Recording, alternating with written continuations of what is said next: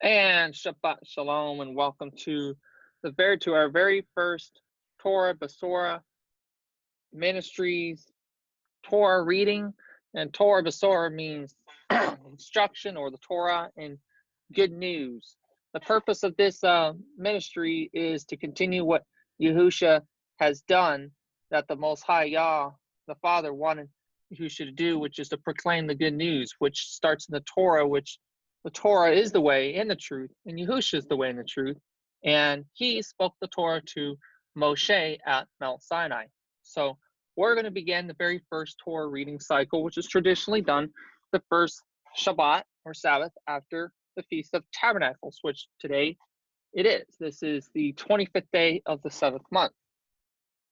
On the Roman calendar, that is the 13th of October, 2018. So we're going to get started with the Torah reading, number 1, which is Parashah Bereshit, or the beginning. Bereshit bara Elohim et hashamayim va'et haaretz. So in English, that is, in the beginning, Elohim created the heavens, should say heaven, and the earth. And the earth was without form and void, and darkness was upon the face of the deep, or Tehom, which is the abyss. And the Ruach, the breath of Elohim, moved upon the face of the Mayim.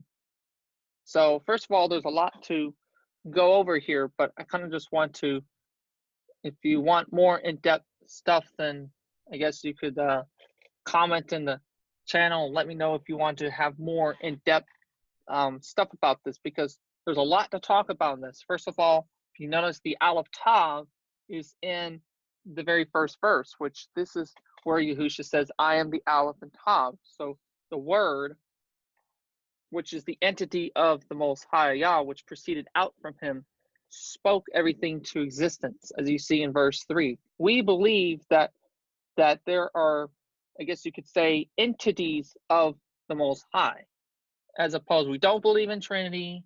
We are not into any man-made religious dogmas. We're only into the scriptures, and we go by what the scripture says. Let's see. There is a common misconception out there that the Most High made everything from nothing. Well, first of all, logically and scientifically, you can't have something come from nothing.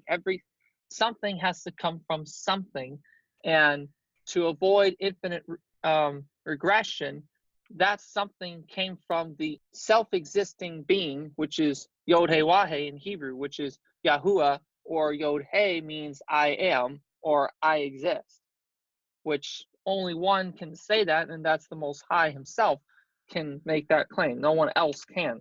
And so everything proceeded from him, which so everything that was made proceeded out from him. So something came from the existing one. That is the true scientific fact. And that's what the scripture is telling us immediately as we start here. This is proof that the Ruach HaKodesh, or the set-apart breath, is telling us what he wants us to know. So the earth was without form and void. And in the first 2 verses here, this is the summary of the creation of whole. So now we're going to move to verse 3. And Elohim said, quote, let there be light, and there was light. And Elohim saw the light, that it was good. And Elohim divided the light from the darkness. And Elohim called the light Yom, which in Hebrew that's day. And the darkness he called Lailah. In Hebrew that's night. And the Arev and Boker were the first day. Arev in Hebrew is evening, and Boker is morning. Now, verse 5 is controversial and confusing, but we're going to clear up the confusion. So in verse 5, it says, and Elohim called the light Yom, and the darkness he called Lailah, day and night. So basically, when he created, yes, you could say it was dark, but it was morning when he started, and he finished at evening. Because the Hebrew word Arev means evening, or before it gets dark. And Boker is morning after there's a little bit of light in the sky. So basically, this just means that he finished his work at the evening, then he started back up in the morning the following day. So the day starts from morning until morning, and the day ends when it's daybreak. That's the end of the day and the beginning of the new day. And that's why it says it like this. So we're going to go to the first day. Now, in addition to this reading, we're also going to be incorporating what no other group out there that I know of has done. And that is, we're going to be incorporating all of the scriptures, including the Dead Sea Scrolls, which contains all of the traditional books that we have already, that we read normally. And it includes the books of Enoch and Jubilees, which those two books are in other versions of scripture, including the Ethiopian canon of scriptures. So there are other groups of followers of Yahusha, or Hebrews, whatever you want to call it, those who are in covenant with the Most High through Yahusha, who are followers of the way and the truth, which we know to be the Torah, which Yahusha is Torah. He spoke it, as I said at the beginning of this video. And we can see that they have Enoch and Jubilees. So we've got more than two places of where this is. So I'm going to be incorporating Enoch and Jubilees, and also what's called the Genesis Apocryphon and other Dead Sea Scroll texts that complements the scriptures. I'll do a little more explaining probably in another video or so. Not right now. The Dead Sea Scrolls, which has the ancient Hebrew text of scripture, which is the oldest that we have access to, that the book of Enoch is considered part of the prophets, and Jubilees is part of the Torah, the instructions. So we're going to go to Jubilees, and you can see right here, chapter 2, verse 2 through 3. And it says here, I'll start in verse 1. And the messenger of the presence spoke to Moshe according to the word of Yahuwah. Right here, this is Yod He Vav He in the ancient Hebrew. And just so you know what that is, I decided not to alter the name, or because I know we might pronounce the name differently, and that's fine, but I don't want to attempt to misspell the name, so I just decided to spell it in the ancient Hebrew. Saying, write the completion of the history of the creation, how in 6 days Yahuwah Elohim finished all his works and all that he created. And the messenger of the presence spoke to Moshe according to the word of Yah, saying, write the complete history of the creation, how in 6 days Yahuwah Elohim finished all his works and all that he created, and kept Shabbat on the seventh day, and set it apart for all ages, and appointed it as a sign for all his works. So this is day 1. For in the first day he created Shomaim, which is above the earth and the waters, and all the spirits which serve before him, and the messengers of the presence, of sanctification or set apartness, of the breath of fire, and messengers of the rock of the winds, and the messengers of the spirits of the clouds, the breath of the clouds, and of darkness, snow, hail, frost, hoarfrost, messengers of the voices, and of the thunder, and of the lightning, messengers of the breaths of cold and heat, and of winter and spring and autumn, and of summer, and all the breaths of his creatures, which is in the Shomaim and on the earth. He created the abysses and the darkness, eventide and night, and the light, dawn and day, which he had prepared in the knowledge of his heart, or inner being. And thereupon we saw his works and praised him, and lauded before him on account of all his works, for 7 great works did he create on the first day. And by the way, if you read the Psalms, you'll notice, I think it's in the Psalms, and if I'm wrong, y'all correct me if I'm wrong. I think the Psalms mentions how the angels or the messengers sang and rejoiced when the Most High was creating everything. And so this confirms what the Psalm says. So Jubilee says that the ancient Hebrew scriptures says that the messengers were created on the first day, and they took part of the creation. So it shows how special the creation really is. So now I'm going back to Genesis. So I'm going to be going back and forth in Genesis because it complements each other. And Elohim said, let there be a firmament, which firmament in Hebrew is rakia, which means a firm, solid, crystalline object, which that is also known as the dome, in the midst of the waters, and let it divide the waters from the waters. So basically, the earth is contrary to what many people believe as a spinning ball. It's not, because the Hebrews knew what the shape of the earth was, and the scripture describes it very clearly what the shape of the earth is, as we see in Genesis. I mean, this is what the Most High said, because we obviously know that we did not come from nothing and quote unquote evolved, which is silly nonsense that comes from Hinduistic pagan beliefs, which is fairy tales coming from animals and all that nonsense. So Neither is this spinning ball stuff legitimate either. It tells us that there was a firm dome above us, that the earth is a circle, as it says in Isaiah 42. And let it divide the waters from the waters. And Elohim made the firmament and divided the waters which were under the firmament from the waters which were above. So that's what we would call water vapor, and there was water beneath it, and it was so. And Elohim called the firmament Shomayim, or heaven in English, which heaven comes from the German word haven. And the evening and the morning were the second day, day 3. And Elohim said, let the waters on the Shomayim be gathered together unto one place. Let the dry land appear, and it was so. And Elohim called the dry land Eretz in Hebrew, that means land or earth. Again, it's just talking about a piece of land, nothing else. And gathering together the waters he called seas. And Elohim, which in Hebrew is Yamim. And Elohim saw that it was good. And Elohim said, let the earth bring forth grass, the herb yielding seed, and the fruit yielding fruit after its kind, whose seed is in itself upon the earth. So we had mature fruit trees that already had seed in it. So it didn't need to have blooms or blossoms immediately. The creation was mature. So the question is, did the chicken come before the egg? Yes, it did.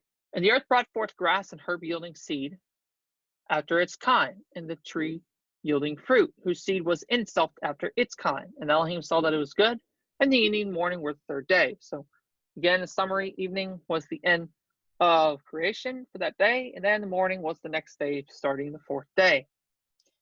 By the way, I believe I did explain earlier how everything proceeded from the Most High himself, and the word, as he spoke, the Most High, the Father, thought of everything, and when he had the Son speak, the Son Shema in Hebrew, we call that hear and obey, and then the word spoke everything, which just shows that everything proceeded from the self-existing one. It's really amazing to see the Father and Son doing all this. That's what it says in Colossians 1:16-18, for example.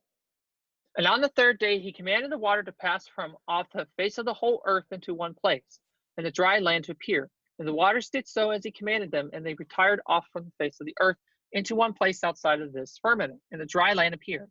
And on that day he created them all the seas according to their separate gathering places, and all the rivers, and the gatherings of the waters, and the mountains, and on all the earth, and all the lakes, and all the dew of the earth, and the seed which is sown, and all sprouting things, and fruit-bearing trees, and trees of the wood, and the garden of Eden, in Eden, and all. These 4 great works Elohim created on the 3rd day. See, Jubilees tells us this was done on the 3rd day. Genesis just tells us a little differently, because it's just giving us a summary. When it was the evening, he finished, and in the morning, he resumed. He did not do work at the night. And yes, I know it sounds like I'm repeating myself, but that is a common way of teaching people. When you repeat yourself, sometimes it gets in your brain. Don't we just love that? Anyway, verse 14 of Genesis, going back to Genesis.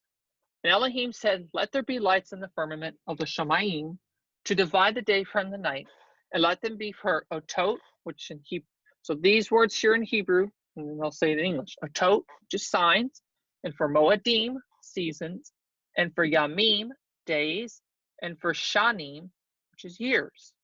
And let them be for lights in the firmament of the Shomayim to give light upon the earth. So when you look up, you see the stars, the sun, and the moon.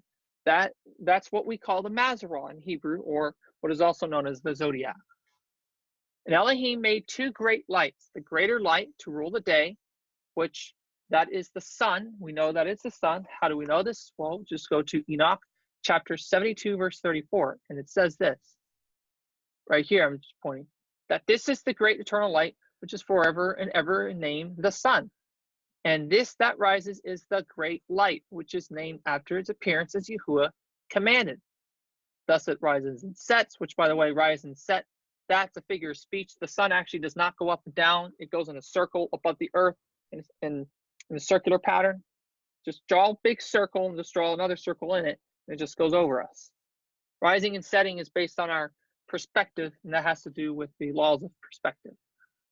And he neither decreases nor rests, but runs day and night in its chariot.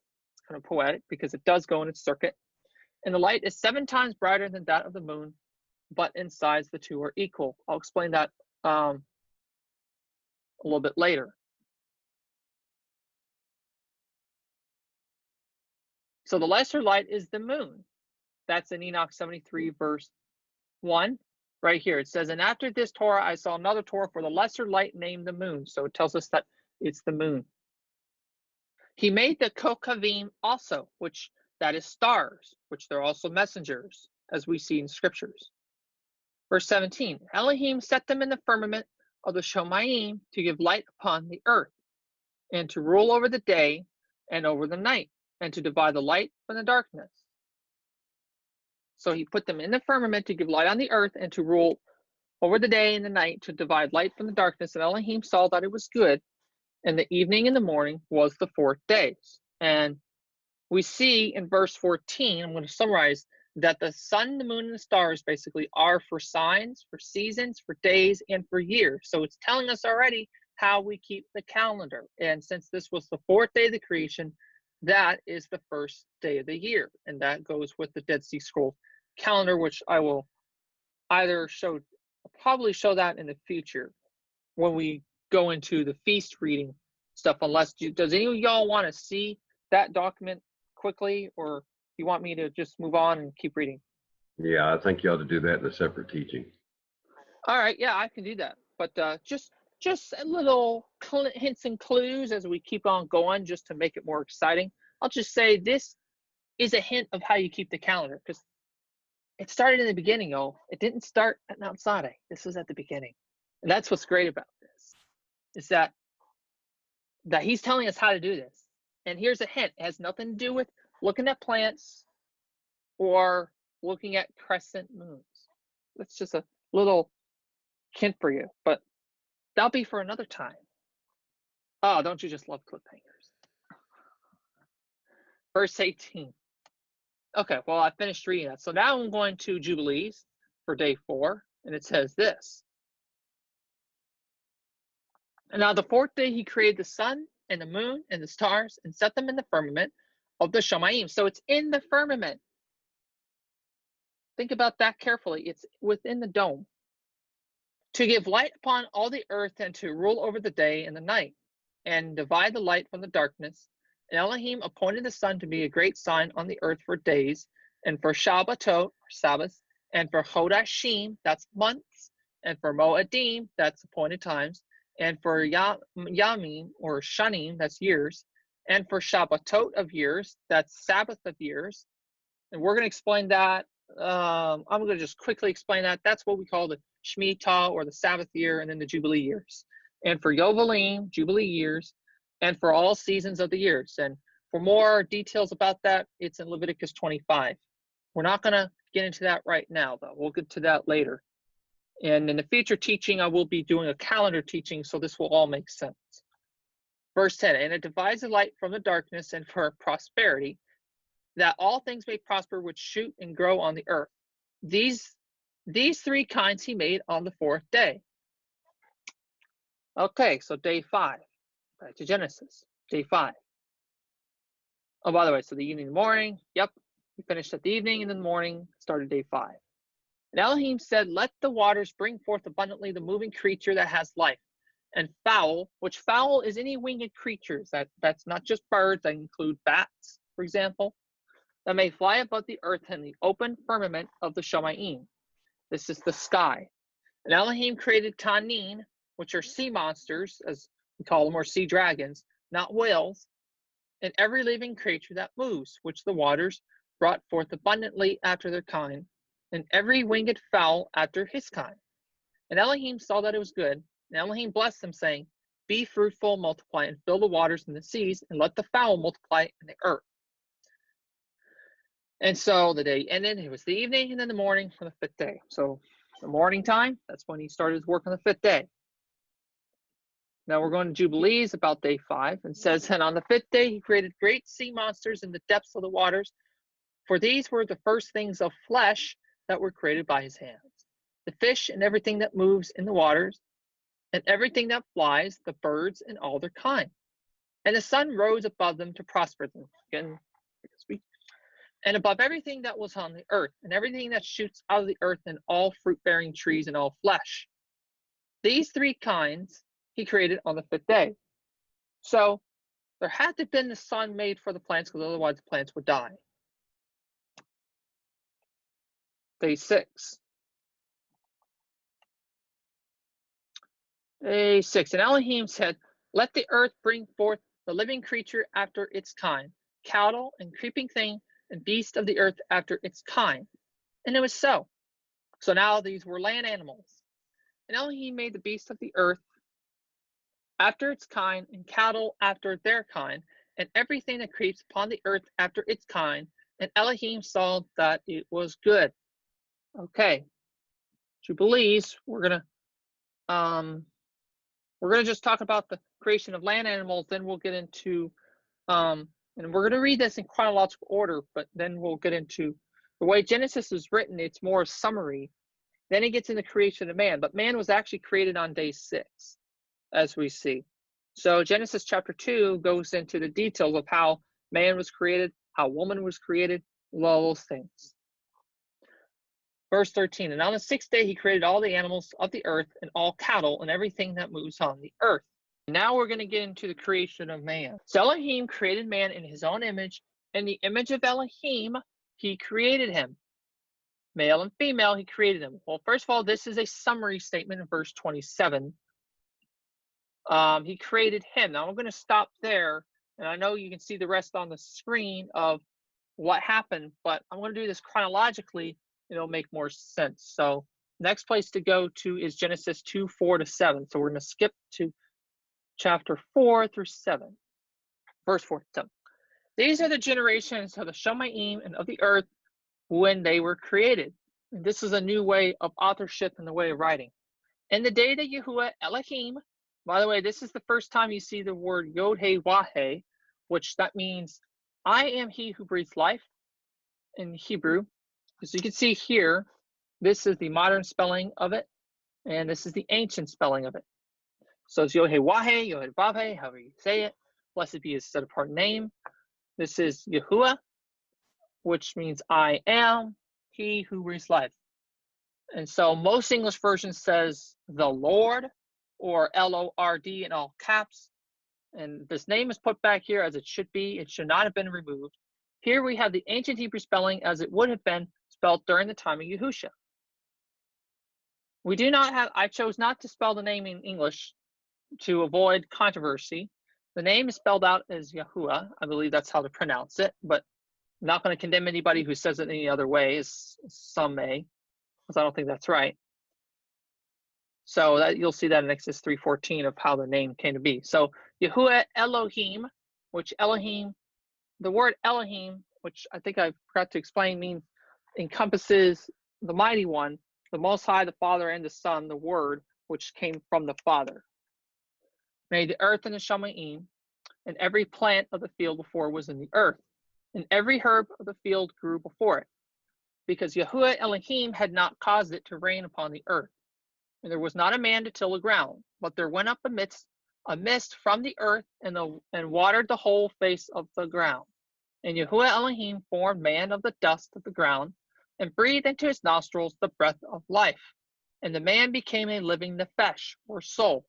By the word, the Hebrew word for man is Adam, which can have two meanings. One, it could mean the Aleph in Hebrew is like an ox head, which represents strength, represents leadership.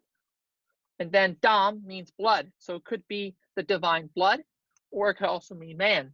So there's multiple meanings in the Hebrew word Adam.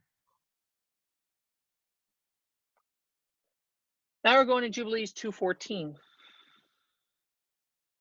And after this he created man, and a man and a woman he created them, and gave him dominion over all that is upon the earth and the seas, and over everything that flies, and over beasts, and over cattle, and over everything that moves on the earth, and over the whole earth, and over all this he gave him dominion.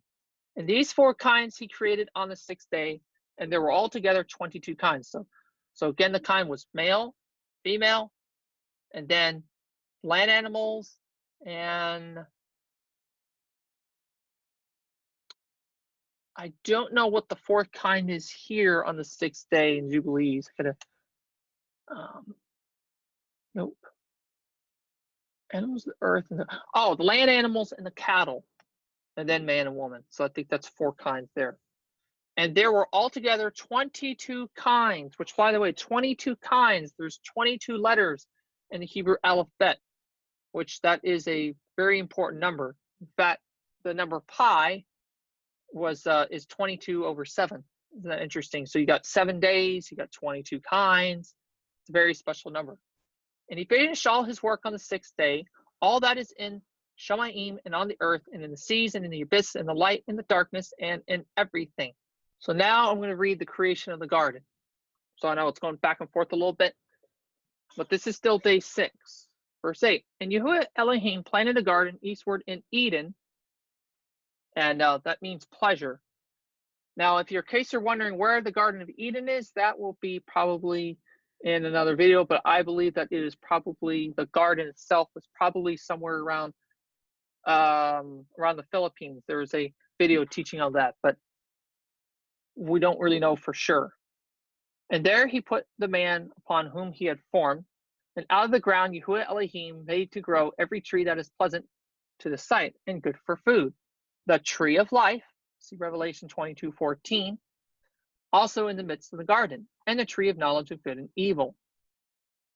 And a river went out, so these are the 4 rivers of the garden. And a river went out of Eden to water the garden, and from thence it was parted, and it became into 4 heads. So it's like draw a circle, and then, too bad I don't have any drawings or anything like that, but just try to envision it if you can, the 4 rivers. And in fact, there's a good teaching from the God or God culture, and he explains a lot better about what he believes, how he believes the 4 rivers of Eden, and in fact, they're actually ancient, the fault lines that you see. If you look at a topographical map of the earth, you can see that there's this big fault line, for example, in the middle of the Atlantic Ocean. That's one of the ancient rivers of Eden. It's a very interesting video teaching. I'll put a link in the description below if you want to see that. And the river went out of Eden to water the garden, and from thence it was parted, and it became into 4 heads. The name of the first is Pishon, which means increase. That it is which compasses the whole, surrounds the whole land of Havilah, which means circle, where there is gold, and the gold of that land is good. And there is Bedelach, and Bedelach is also called Bedelium or gum resin, and the onyx stone, which in Hebrew that's called, I believe, Shoham. And the name of the second river is Gihon. That same encompasses, or Gihon, that means bursting forth. The same it is that surrounds the whole land of Cush, or what the Greek English calls it, Ethiopia, or Cush, meaning black. And the name of the third river is Hiddekel. And by the way, the whole entire continent of Africa used to be called Ethiopia, if you look at old maps. The name of the third river is Hiddekel, which Hiddekel is also called the Tigris, which in the Septuagint version of Daniel 10:4, which means rapid. That it is which goes toward the east of Ashur, which obviously whoever wrote this, Genesis 2, this was post-flood era, when this is a summary of various scrolls that were written long before Genesis was written. And so it was somebody who put all this stuff together and then just fill in the names of where it would be today. These names did not exist during the pre-flood era. Asher, this is named after Asher, as we see in Genesis 10. And the 4th river name is Perath, or the Greek name, as we're familiar with, Euphrates, meaning fruitfulness. So we'll get into the whole names and the history and all that stuff later on in the next Torah reading. So, but it's important to know that Genesis is more of a summary of various scrolls that was written by our Hebrew ancestors who wrote down when the Most High told them to write down things, our prophets of old, from Enoch all the way back to Adam. So Enoch was the first to write things down, and then his son, and then his son, all the way to Noah, and all the way to Abraham. And they've written all these different scrolls and stuff like that. And then probably later on, Moshe or Moses, and then other people way later on compiled the stuff into a book that we call Genesis. And that's why you're seeing post-flood names like Asher and Cush, because I don't believe these names existed before the flood. We didn't have those names before then. And that's evident in the book of Enoch, and also in Jubilees, and in the Genesis Apocrypha. which is a collection of scrolls that the scholars call the Genesis Apocryphon, which is a bunch of writings that are, I guess you could say, the prophets of old wrote down, and it was collected and found in scrolls in Qumran. So now we're going to be reading about the man being placed in the garden, or the forbidden fruit. And Yahuwah Elohim took the man and put him into the Garden of Eden to dress it and keep it. And Yahuwah Elohim commanded the man, saying, quote, this was the first commandment, by the way, of every tree of the garden you may eat freely, you may freely eat, but of the tree of knowledge of good and evil you shall not eat of it, for in the day that you eat of it, you shall surely die. So Adam names animals and finds a partner or wife. And Yahuwah Elohim said, quote, it is not good that the man should be alone. I will make him a helper or a helpmeet for him, an appropriate helper. And out of the ground, Yahuwah Elohim formed every beast of the field. This was after the animals were already made. This was just in the garden. And out of the ground, Yahuwah Elohim formed every beast of the field and every fowl of the air, and brought them unto Adam to see what he could call them, what he would call them. And whatever Adam called every living creature, that was the name thereof. He named animal kinds, by the way, and probably took a while, a few hours. And Adam gave names to all cattle, and to the fowl of the air, and to every beast of the field. But for Adam there was not found a helper good for him. So he was alone.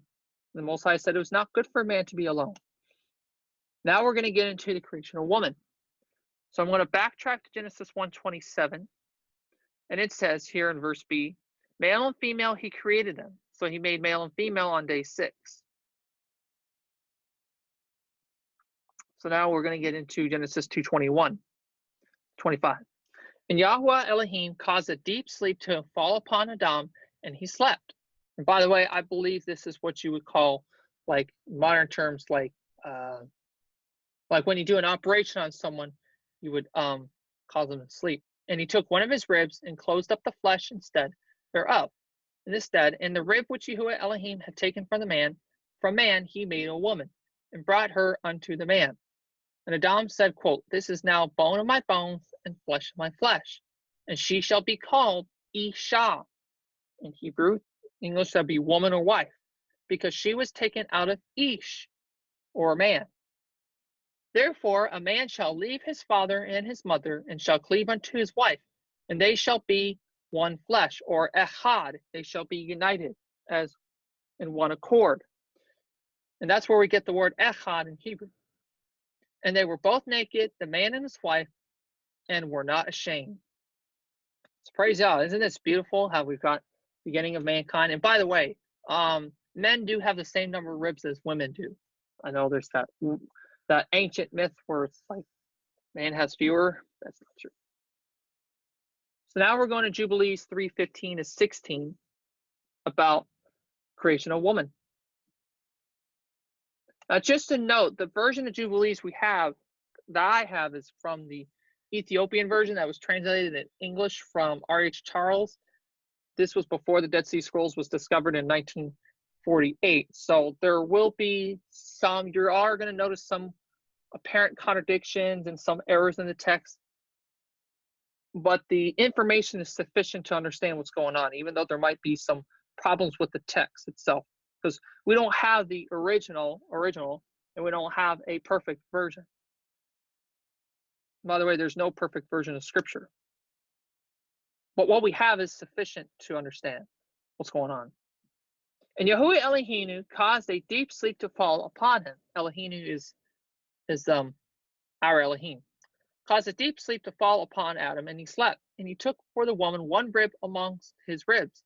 And this rib was the origin of the woman from amongst his ribs. And he built up the flesh in its stead, and built the woman. And he awoke Adam out of his sleep, and on awakening, he rose on the 6th day, and brought her to him, and he knew her, and said to her, this is now the bone of my bones, the flesh of my flesh. She shall be called Isha, because she was taken from her Ish, or man. Therefore man and wife shall be one, echad, united, one in accord. A man still has the same amount of ribs as a woman. Is that correct? Yep. Yes, he does. Why are Now, doctors? Yeah, go on. oh yeah, and I wanted to add to that when it comes to how's my sound? Can you hear me all right? Yeah, you're all right. Okay, Yeah. well I guess I don't need my headphones. So yes, actually the rib that came from Adam is actually the same rib today when they do surgeries on people. That rib can actually grow back. You can look that up. And, Oh, okay. Yeah. No, I get you. Okay. Yep. Cool. Thank you. Yeah. Any other questions or comments about day 6 of creation? It's getting very interesting, y'all. There are 22 kinds of creation so far. 22. Right. As well, but obviously. Right. So y'all were taught that a woman has an extra rib. Wow. Yeah. Yeah, because one was taken out of Adam, so Eve and so forth, all the women had an extra rib. But okay. Right. Well, that's one of the reasons why the detractors will comment about that. But the fact is that no, we have the same number, and that rib actually grows back. That it's at the near the bottom of the rib cage, and that particular rib does grow back. If it's done properly, it can grow back. And so that's what the Most High did. So Adam actually had his rib grow back. Okay. And you could also look at it that it wasn't literal. That that it was just he took DNA from. He took a bone. Okay, he did take part of the bone, but I'm saying it could have been and made the woman from just a piece of the rib, a piece of the bone by its DNA. But hey, it's all these versions that you read that just mess you. Because that's why Adam said, "This is bone of my bone and flesh of my flesh." Yep. Got it. Taken out of me.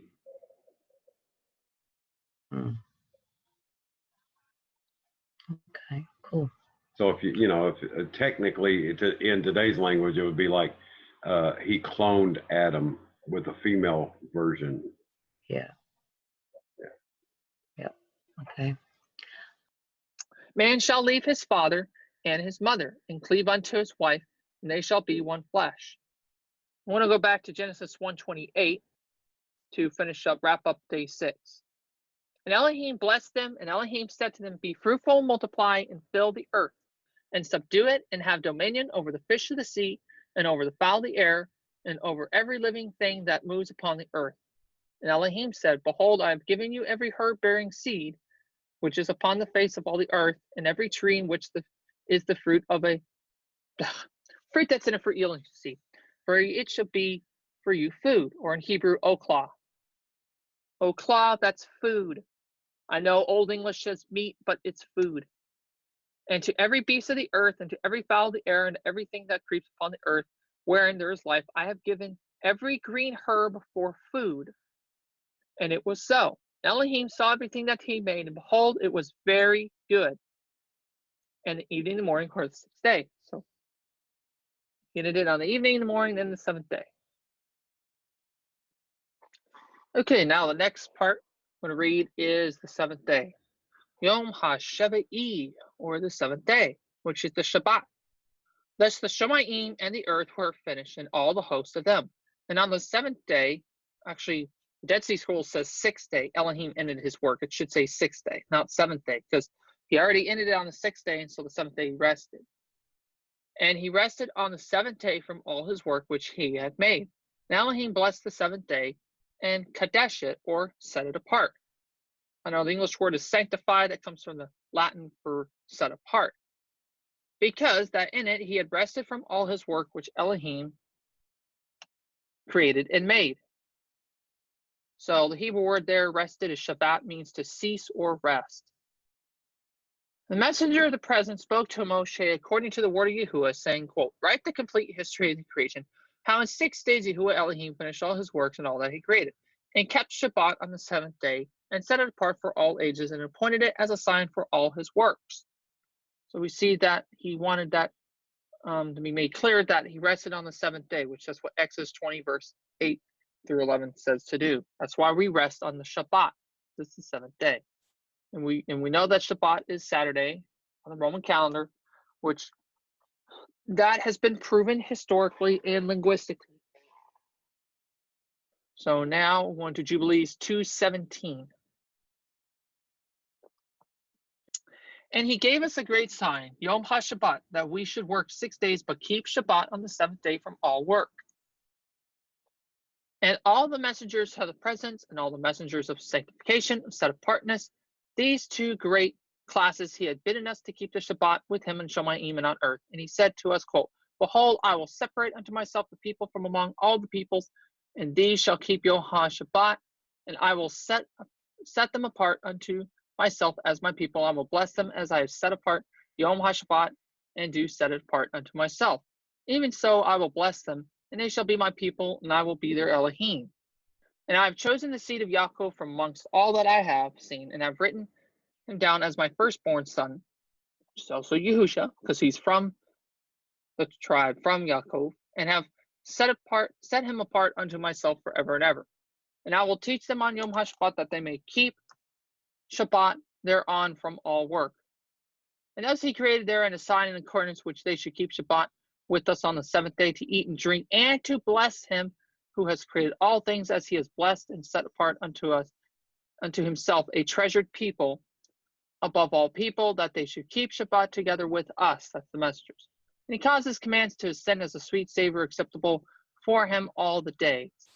There are 22 heads of mankind from Adam to Yaakov, and 22 kinds of work were made until the seventh day. And this is blessed and set apart, and the former is also blessed and set apart. And this one serves with that one for the set apartness and blessing.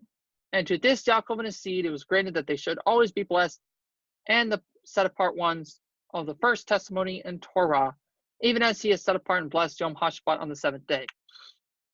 He created Shomayim in the earth and everything that he created in 6 days, and Elohim made the seventh day set apart for all his works. Therefore, he commanded on his behalf that whoever does any work thereon should die. And that's in Exodus 31:15 and 35:2. And that he who defiles it shall surely die. Wherefore, command the children of Israel to guard this day, that they may keep it set apart and not do any work thereon, and not defile it, as it is more set apart than other days. And whoever profanes it shall surely die, and whoever does any work thereon shall surely die eternally, that the children of Yisrael may guard this day through their generations, and not be rooted out of the land, for it is a set apart day and a blessed day.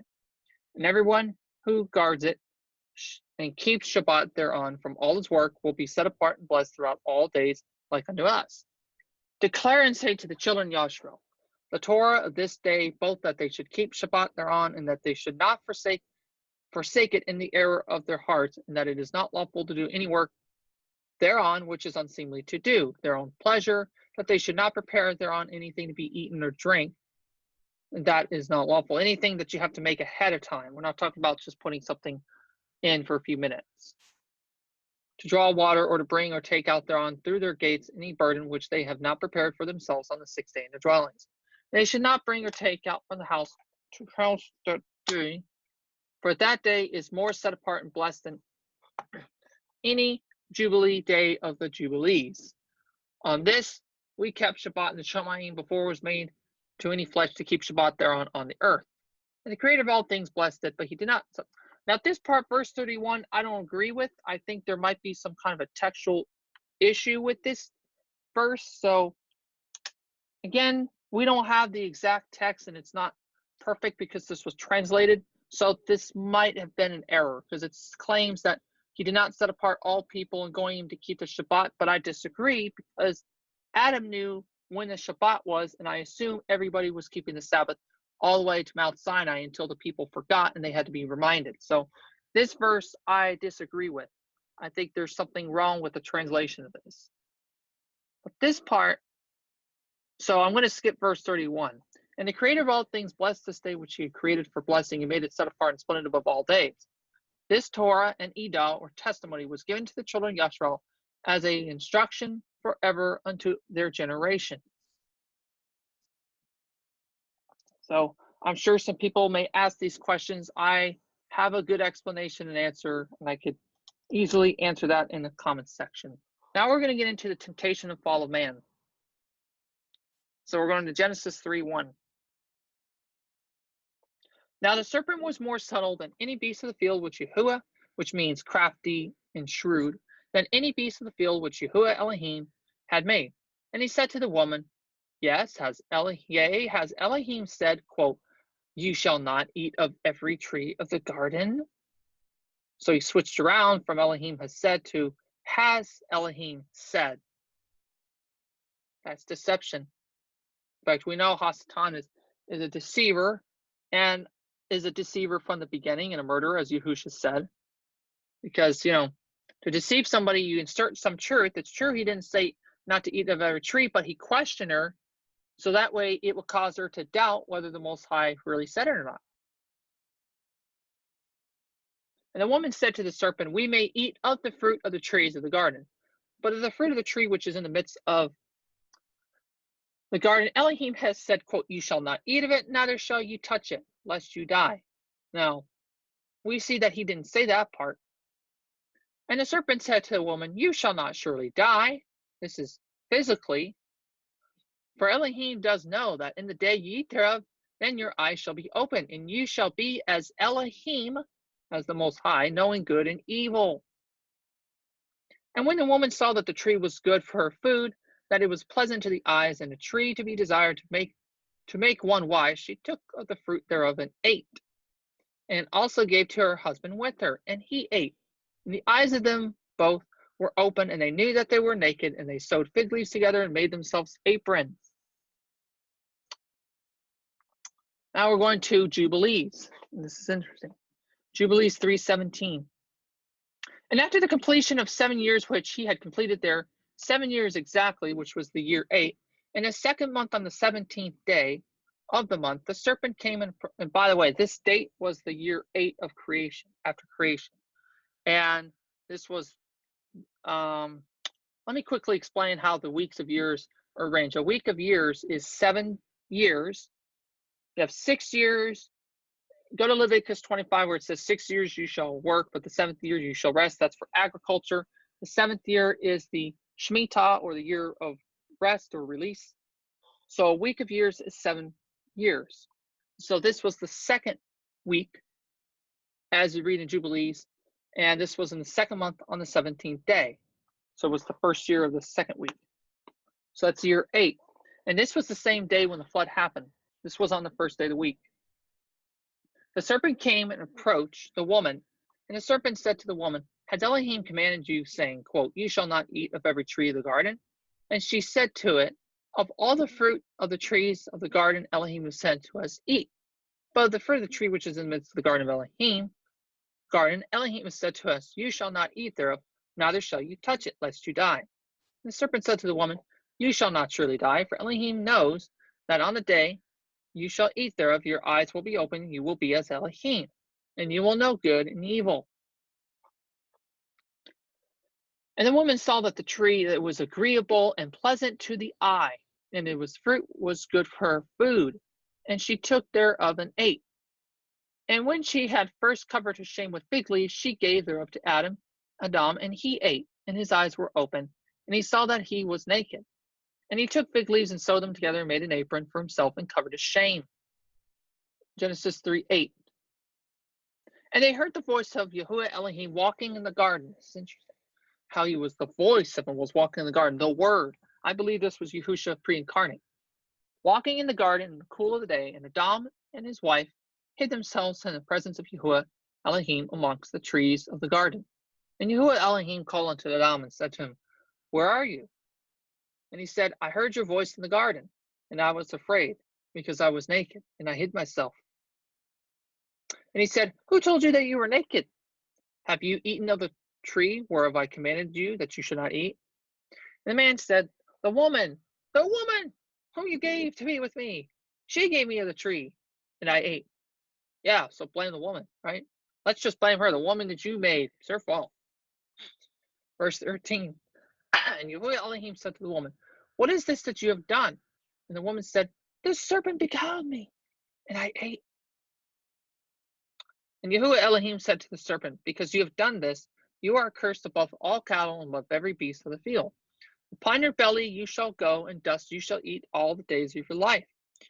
By the way, the serpent used to have legs and probably wings, so it was more like a winged creature that had legs. Of course, he lost his legs, so that's why he was on his belly by then. This is also mentioned elsewhere in Scripture about the serpent going on its belly. I think there's a passage in Isaiah that talks about how the serpent will be on its belly too. That's Yeshayahu. And I will put enmity between you, verse 15. This is the first messianic prophecy in Scripture. And I will put enmity between you and the woman, and between your seed and her seed. He shall bruise your head, and you shall bruise his heel. So this is prophetic of between the two seeds, the woman's seed and the seed of the serpent. And no, the serpent's seed is not actual like biological descendants or the sons of Cain. That's nonsense. What it is that the serpent seed is anyone who is in allegiance, who's in allegiance with Hasatan. That's all it means by seed of the serpent. And the seed of the woman here is obviously going to be Yahusha and those who follow him, which followers of the way. In Hebrew, that's Haderech, the way, the truth, the Torah, Yahusha. He shall bruise your head, that Yahusha shall bruise the serpent's head. But what was first going to happen is that the serpent was going to bruise his heel. That's figuratively speaking, that he was going to be wounded, but he's not going to die. But in this case, when Yahusha ultimately throws Hasatan in the lake of fire forever and tormented. Jubilees 3:23. Oops. And Elohim cursed the serpent and was wroth with it forever. So Jubilees just gives us a quick summary, just a very brief summary of what happened. So now Elohim announces the punishment for mankind. We go to verse 16 of Bereshit. And to the woman he said, I will greatly multiply your sorrow and your conception. In sorrow you shall bring forth children, and your desire shall be to your husband, and he shall rule over you. And unto Adam he said, because you have Shema heard unto the voice of your wife, and have eaten of the tree which I commanded you, saying, you shall not eat of it, cursed is the ground for your sake. In sorrow you shall eat of it all the days of your life. Thorns and thistles shall it bring forth to you. And you shall eat the herb of the field. In the sweat of your face you shall eat lechem, in Hebrew that's bread, till you return unto the ground, for out of it you were taken. For dust you are, and unto dust you shall return. So he was made out of dust, and he's going back to the dust of the earth. He's going to the grave, eventually. And Adam called his wife Hava. In Hebrew, that means life. I know they say it's Eve, but it's Hava, or it could be Hawa, or Hua, some pronounce it, because she was the mother of all living.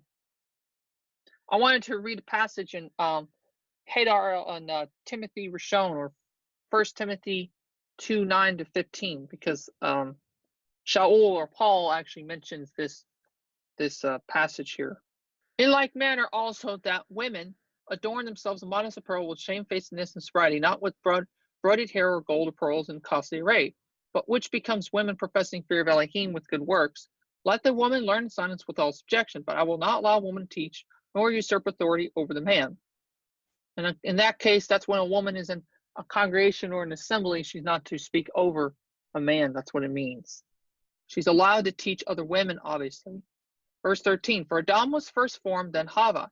And Adam was not deceived, but the woman being deceived was in the transgression. Notwithstanding, she shall be delivered in childbearing, if they continue in fidelity or in trust, and agape love, and set apartness with sobriety. Just wanted to read that passage there, because that does have to do with this passage of scripture here. Okay, so Jubilees briefly describes the punishment for mankind. And he was wroth with woman because she listened to the voice of the serpent and ate. And he said to her, I will greatly multiply your sorrow and your pains, and so you shall bring forth children. And your return shall be unto your husband, and he will rule over you. And to Adam he said, because you have listened unto the voice of your wife, and have eaten of the tree which I commanded you that you should not eat thereof, cursed be the ground for your sake. Thorns and thistles shall it bring forth to you, and you shall eat your bread in the sweat of your face, till you return to the earth from whence you were taken. For the earth you are, and unto the earth you shall return. Yep.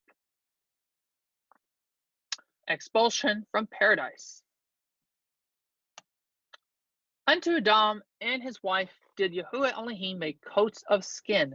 And I believe this was the first animal sacrifice, because their blood had to be shed so that way there could be coats of skin, and clothed them.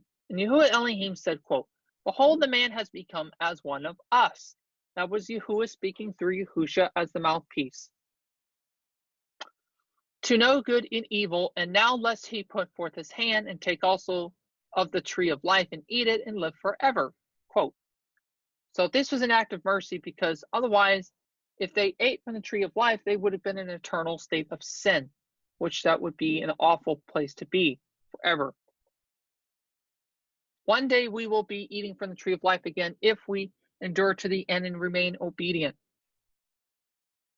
After being delivered from our sins, thanks to the Most High Yah, by his son Yahusha. Amen.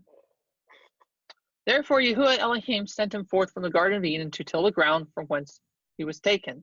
So he drove out the man, and he placed at the east of the Garden of Eden cherubim, or cherubim, which are winged creatures, and a flaming sword which turned every way to keep the way of the tree of life.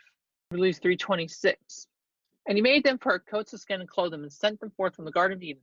Now on that day which Adam went forth from the garden, he offered as a sweet savor a korban, or a gift, frankincense, galbanum, and stacte, and spices in the morning, with the rising of the sun from the day when he covered his shame. See, he right here we can see that the Melchizedek priesthood. I believe that Adam was the first Cohen, or priest, and the Most High covered him. Of course, we know the voice. It was Yahushua pre-incarnate covered him, and Yahushua was the covering then even.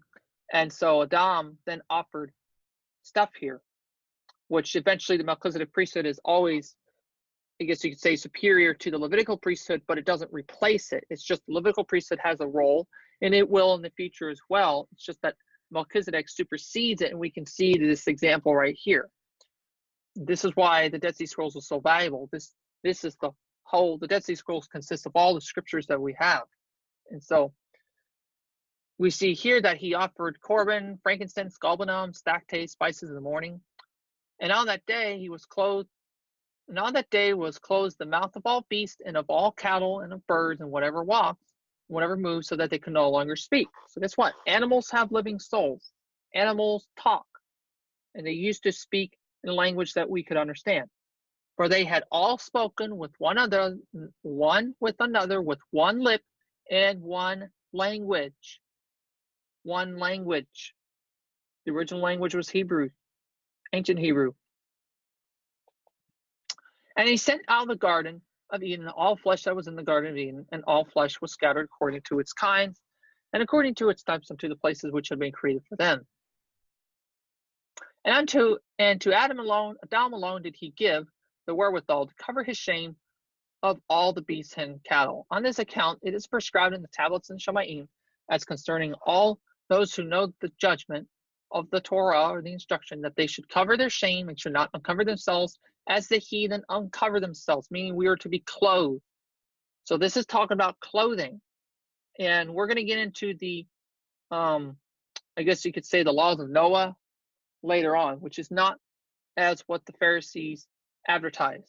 It's scriptural, but it's not the same thing. This applies to all of mankind, which after the flood, the sons of Noah were all the sons of Noah. So this is a universal law of mankind, just like there's universal law of no murder, no adultery, those kind of things.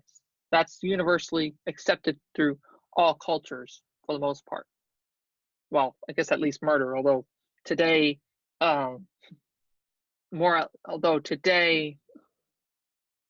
that's even being chipped away. I guess you could say morality. It's like, doesn't even matter anymore. Torahlessness is growing.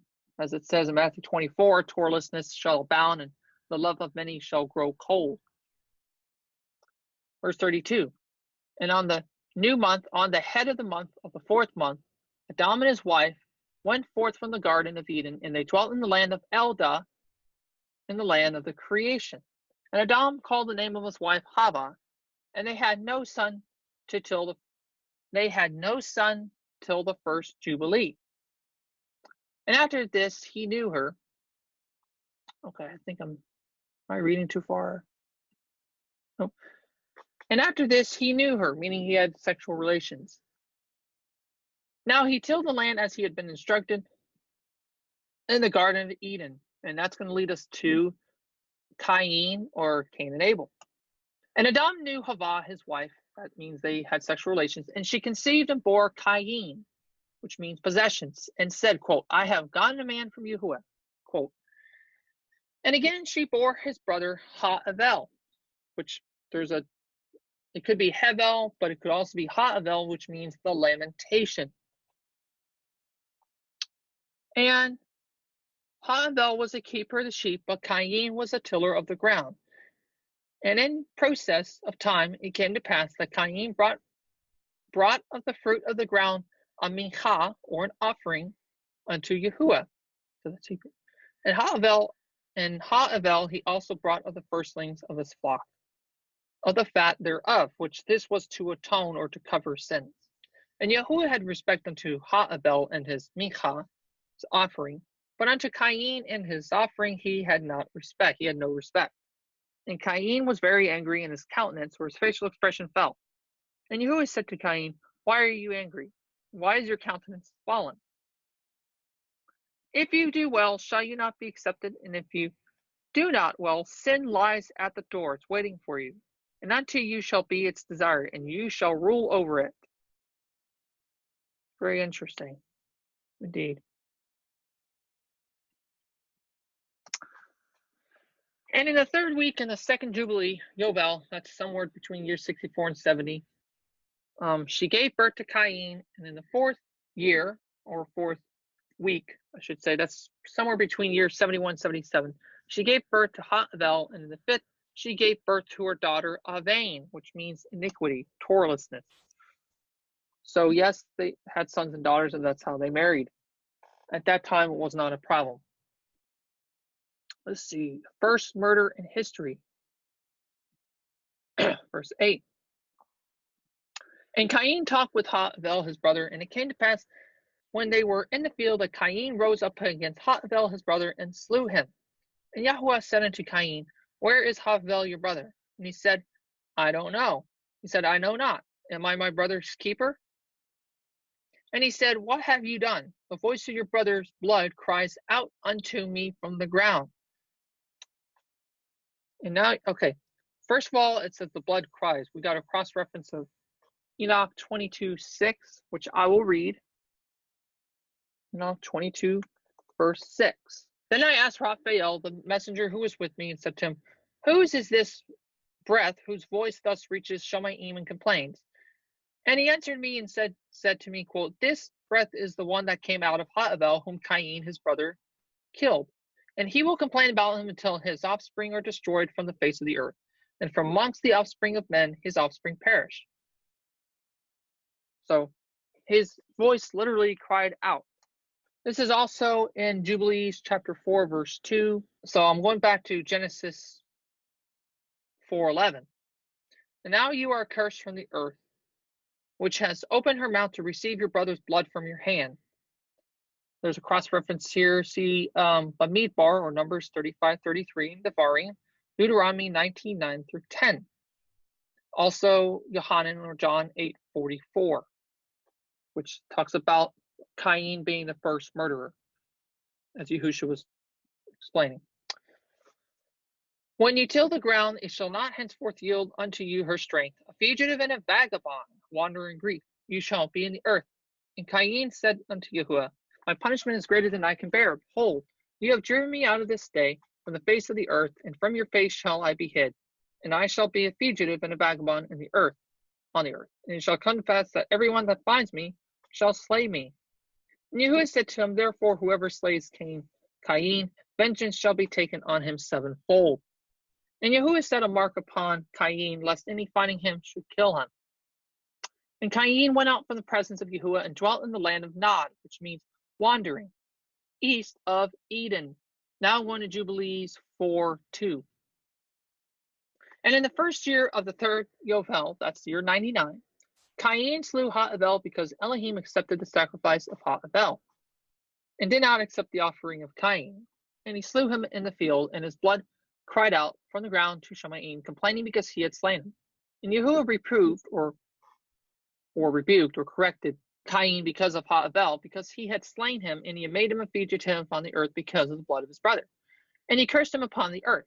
And on this account it is written on the tablets of the Shammai, quote, "Cursed is he who smites his neighbor treacherously, and let all who have seen and heard say, quote, so be it, or Amen.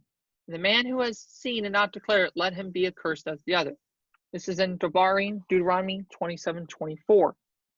And for this reason we announce when we come before Yahuwah Eloheinu all the sin which is committed in Shamayim and on the earth, and in light and in darkness, and everywhere. So when innocent blood is shed, there has to be blood of the guilty to be shed, so that way it neutralizes the blood. Because innocent blood being shed is an abomination to the Most High. Really is. Now we're going to be reading about the descendants of Cain, his family. Bereshit 4, Genesis 4:17. And Cain knew his wife, or had sexual relations.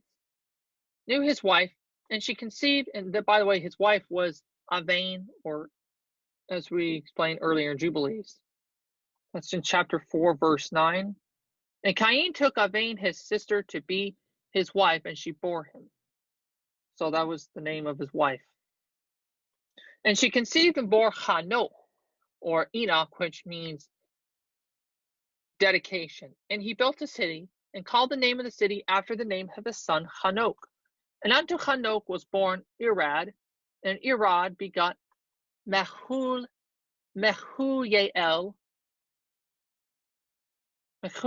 and Mehujael begot Metushael, which I have the English names on the right over here, Metushael. And Metushael begot Lamech, and Lamech took unto him two wives. The name of one was Adah, and the other was Zillah. And Adah bore Yavel. He was the father such that dwell in tents, and of such have cattle. And his brother's name was Yuval. He was the father of all as such handle the harp and pipe. And Zillah, she also bore Tuval Cain, an instructor of every artificer in brass and iron. And the sister of Tuval Cain was Naamah. And Lamech said unto his wives, Adah and Zillah, hear or Shema unto my voice. Ye wives of Lamech, hearken unto my speech. For I have slain a man to my wounding, and a young man to my hurt. If Cain shall be avenged sevenfold, surely Lamech 77-fold. This is interesting. This is the first time we see polygyny going on, a man having two wives, which it's not a sin, but it's interesting to see that. And by the way, the names of these people in here, they have meanings. I'm going to get into that briefly and then continue reading. Hanoch means dedicated. Irad means fleet. Mehujael means smitten by El, the mighty one. Metushael means who is of El. And Lamech means powerful. That's what their names mean. The wives of Lamech, Adah means ornament or beauty. And the name Zillah means shadow or shade. And Adah's sons were Yaval, which means stream of water, and Yuval means moist land. Very interesting names. And then Zillah's children was Tuval Cain, meaning you will be brought of possession, and Naamah means loveliness. Okay, Jubilees 4:9. And Cain took Avain, his sister, to be, which is interesting. His sister's name was iniquity, so it meant that she was probably living against the Torah. His wife, and she bore him Hanoch at the close of the 4th Yovel. That was sometime near the end of year 196. And in the first year of the 5th week of the 5th Yovel, that's year 197, houses were built on the earth, and Cain built a city and called its name after the name of his son Hanoch. And Adam knew his wife again, and she bore a son and called his name Shet. And Shet, I know it's also Seth, which that means, the name there means appointed. That's why it has underlined. It says, for Elohim has appointed me another seed instead of Ha-Avel whom Cain slew. And to Shet, to him also there was born a son, and he called his name Enosh, which means mortal. Yes. Then men began to profane the name of Yahuwah. Now, in many English versions, it will say call upon the name, but the Hebrew word halal, which is halal, means to profane, which is the opposite of the Hebrew word halal, which means to praise. So there's a het at the beginning instead of the Hebrew letter hey. And so in this case, that means to profane the name. It's also in the ISV version. So you'll see most versions it says call upon, but it should say profane. This was the time when sin really began to multiply on the earth at this time, and this is going to be leading up to the next series of events that we're about to get into. First, we're going to Jubilees 4:7, and it says,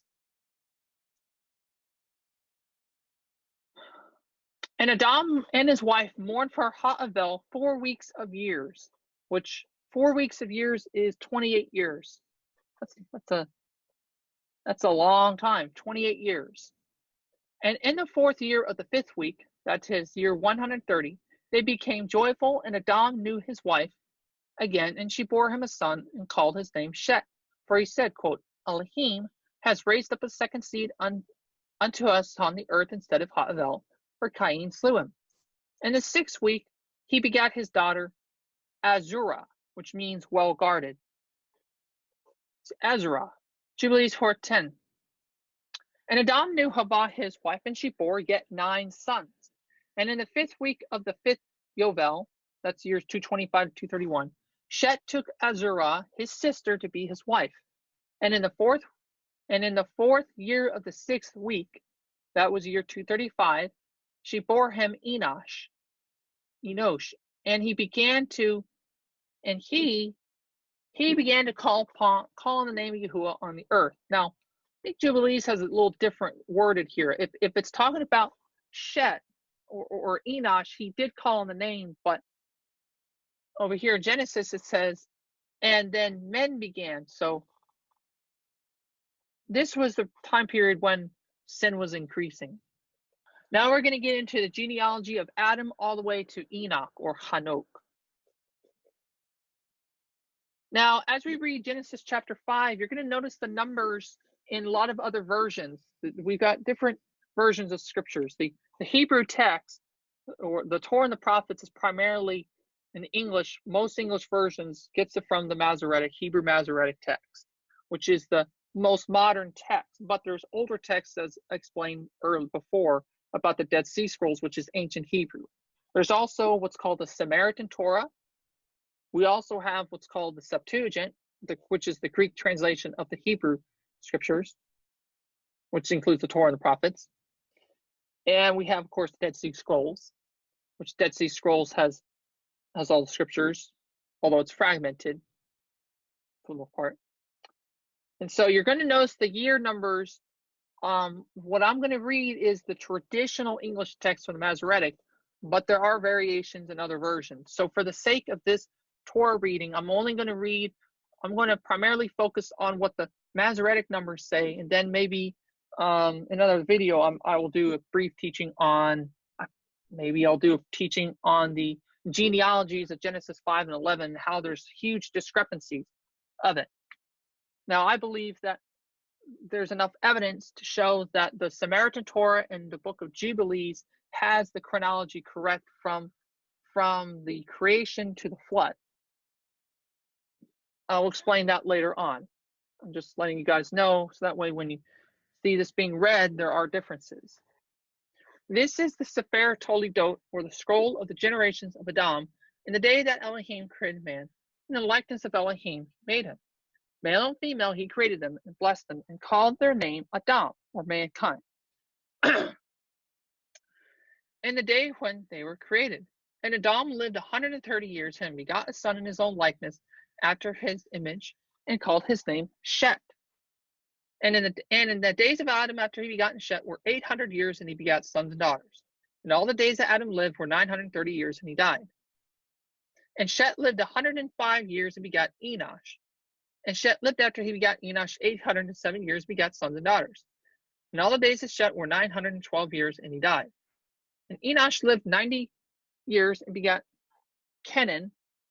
which is also spelled Cainan in English. And Enosh lived after he begot Kenan 815 years, begat sons and daughters. And all the days of Enosh were 905 years, and he died. And Kenan lived 70 years and begot Mahalalel. And Kenan lived after he begot Mahalalel 840 years, and begat sons and daughters.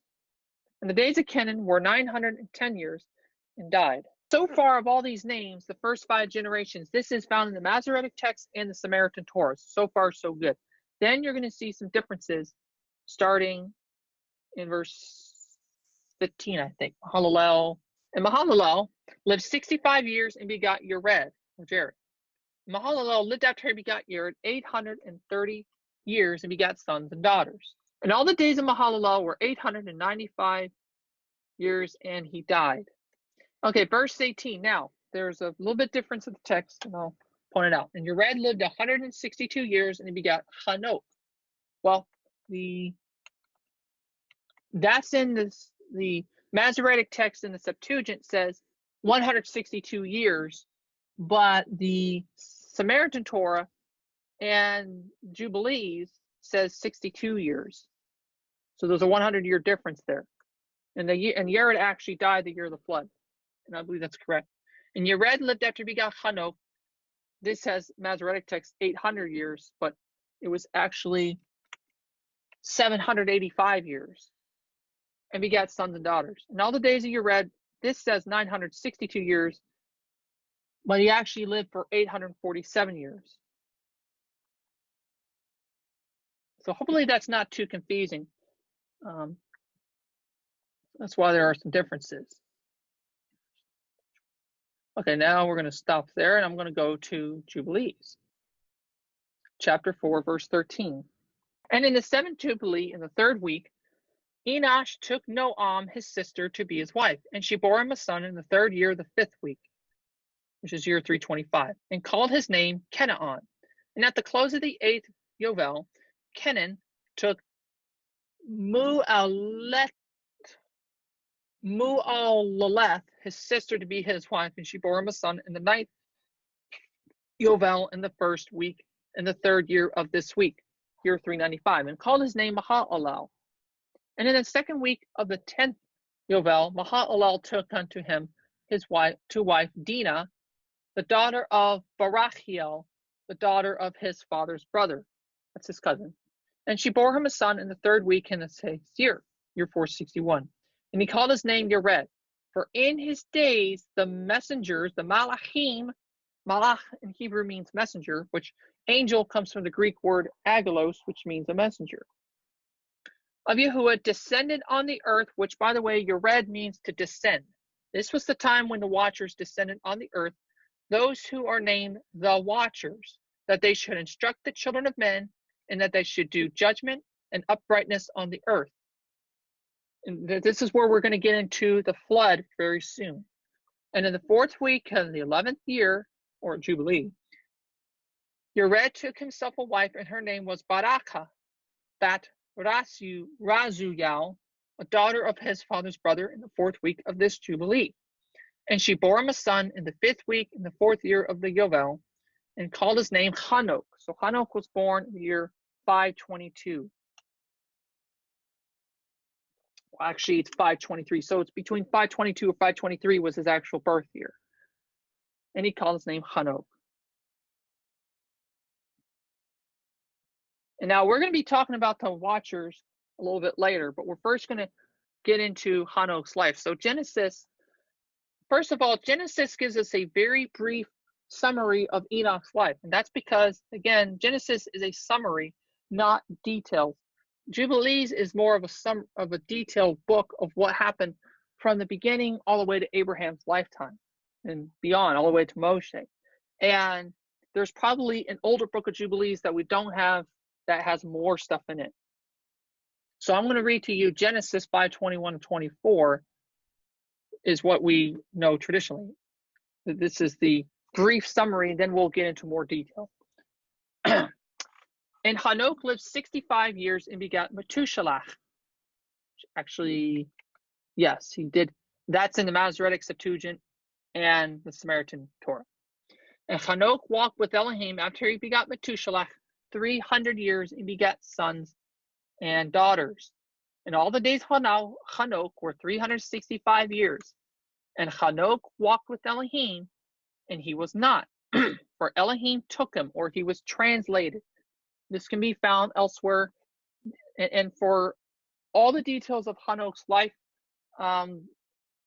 see Book of Enoch, chapters 1 through 82, which we're not going to read the whole Book of Enoch here. That's for another time. It's also in Ivrim, or Hebrews 11:5-6. It's in the letter of Yehuda, or Jude, chapter 1, verse 14 to 16. Now we're going to Jubilees 4:17. And he was the first among men that are born on earth who learnt writing and knowledge and wisdom, and who wrote down the signs of Shamayim according to the order of their Chodashim, or months, or renewal of the cycle, in a sefer, or scroll, that men might know the seasons of the years according to the order of their separate Chodashim, which that's in the Book of Enoch, chapters 72-82. And he was the first to write a testimony, and he testified to the sons of men among the generations of the earth, and recounted the weeks of Jubilees, or Yovelim, and made known to them the days of the years, and set in order the Chodashim, and recounted the Shabbatot, or the Sabbaths of the years, as we made them known to him.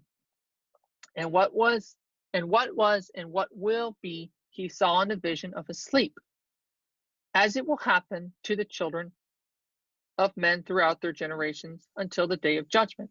He saw and understood everything, and wrote his testimony, and placed the testimony on earth for all the children of men and for their generations. And in the 12th Yovel, in the 7th week thereof, that's the year 582, 588, he took himself a wife, and her name was Edna, the daughter of Don El, his father's brother, the daughter of his father's brother. And in the 6th year, in this week, year 587, which was actually 588, he begat a son. She bore him a son, and called his name Methuselah. And he was moreover with the messengers of Elohim these 6 Yovelim of years, or 294 years. And they showed him everything which is on the earth and in the Shamayim, the rule of the sun, and he wrote down everything. And he testified to the watchers who had sinned with the daughters of men, for these had begun to unite themselves so as to be defiled with the daughters of men. And Hanok testified against them all. And he was taken from amongst the children of men, and we conducted him into the Garden of Eden in majesty and honor. And behold, there he writes down the condemnation and judgment of the world, and all the wickedness of the children of men. And on account of it, Elohim brought the waters of the flood upon the land of all the land of Eden, for there he was set as a sign that he should testify against all the children of men, that he should recount all the deeds of the generations until the day of condemnation. This was the flood, obviously. And he burnt the incense of the mikdash, or the tent, even sweet spices acceptable before Yahuwah on the mountain. For Yahuwah has 4 places on the earth, the Garden of Eden, and the mountain of the east, and this mountain which you are this day, that's Mount Sinai, and Mount Zion, or Zion, which will be set apart in the new creation, the renewed creation, for set apartness of the earth. Through it will the earth be set apart from all its guilt and its uncleanness through the generations of the world. This is talking about the renewed heaven and earth in Isaiah Yeshayahu 66:22-24 and Revelation 21:1. So now we got done reading about, well, we got a brief history of Enoch's life, but if you want to read all of his account, then you need to read the book of Enoch, chapters 1 through 82, basically, and we're not going to do that now. In fact, what I will be doing when we get to the Fallen Watchers is that we're going to be reading the Genesis Apocryphon all the way until the flood, which is not too much to read, and I think you'll really enjoy this. You get to see what happened. Now, of course, I'm not going to read Enoch because it's just simply too long to read. If you want to know more details, read the book of Enoch. It's an awesome read. It's just incredible because it just shows how our ancient Hebrew ancestors had so much information, which is why even the apostles, the sent ones, that's why they knew about this stuff. So for the average reader, this might be a lot, and that's why the apostles already knew this stuff. It's just because when you read the Brit Hadashah, which is what they call the New Testament, it's really the renewed covenant writings of the scriptures. Most people already knew this stuff, especially the apostles that were astute and well studied, because this was already known. It's not like they had to repeat all this stuff, but for us today, because there's been so much information hidden by the enemy and the powers that be, this is why this is, for a lot of people, this is really new. And it's not new, it's just like a refresher. And this is going to be new to a lot of people, but it's good because these are the last days, where before the tribulation comes, we, the elect, cannot be deceived. And we won't be deceived. And that's why the Most High is revealing this to people like me and others. And He has shown me all this information, and it's incredible. And it's a blessing. It's a privilege to do this. So, by the way, I want to read to you what these names mean. I know you've heard me read names like Mahalalel or Methuselah. You're like, what's that? If you don't know what those names mean, well, don't worry. We have the meanings of their names. And in fact, it spells out what's going to happen in the future. It's very prophetic. In fact, when Yahushua said that Moshe wrote about him, that's a fact, folks. That's a fact. And I'll read it to you in a moment here, the names and what their names mean. So we'll start with Adam, all the way to Noah, of course, because you already know Noah. So it means man has appointed a mortal possession, praise of El, to come down or descended, dedicated to die, powerful and rest. That's amazing right there. So I've seen a phrase or sentence before on a video that Chuck Missler put out, the late Chuck Missler. He had a very good video about this, about the names and what it meant. It was really awesome. Basically, it's talking about that Yahushua is going to come down and to give us rest. And this was about Noah. This is prophetic to Yahushua. There's so many prophecies layered in this part of scripture. It's incredible. So Adam means man. Shet means appointed. Enosh means mortal. Kenan means possession. Mahalalel means praise of El. Yared means to descend. Hanok means dedicated. Methuselah means to die, which, by the way, he died the same year of the flood, and so did a few other pre-flood patriarchs. Lamech means powerful. Noach means rest. You can see that the names all have meanings. A name is not just a name, it's also someone's reputation and their character. And it can also mean authority. Now that we've finished reading Jubilees 426, the next portion we're going to read is from Methuselah to Noah. Genesis 5:25.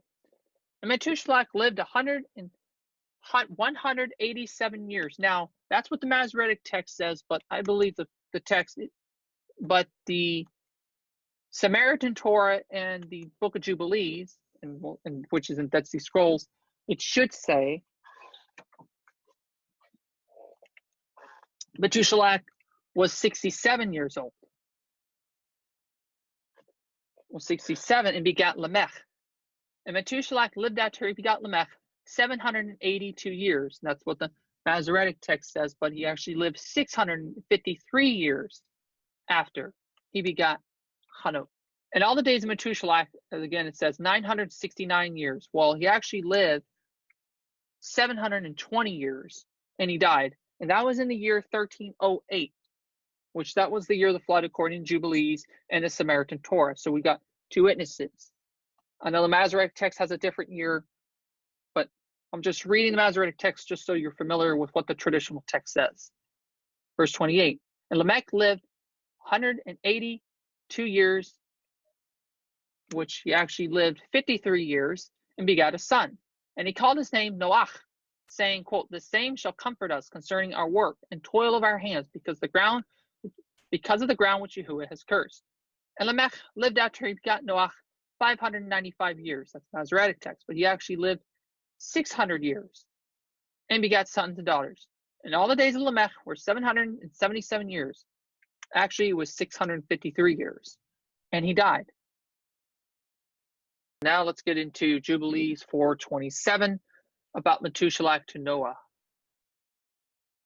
And in the 14th Yovel, which that's corresponding to the text below, Methuselah took unto him a wife, Edna, the daughter of Azriel, the daughter of his father's brother, in the 3rd week in the 1st year of this week, which was the year 652. Which that is, or 655. There's a slight variation. 2, and he begat a son and called his name Lamech. And in the 15th Yovel, in the 3rd week, that was year 701 and 707, Lamech took himself a wife, and her name was Betanos, the daughter of Barachia. Barach-el, I think it might be El, not sure, the daughter of his father's brother.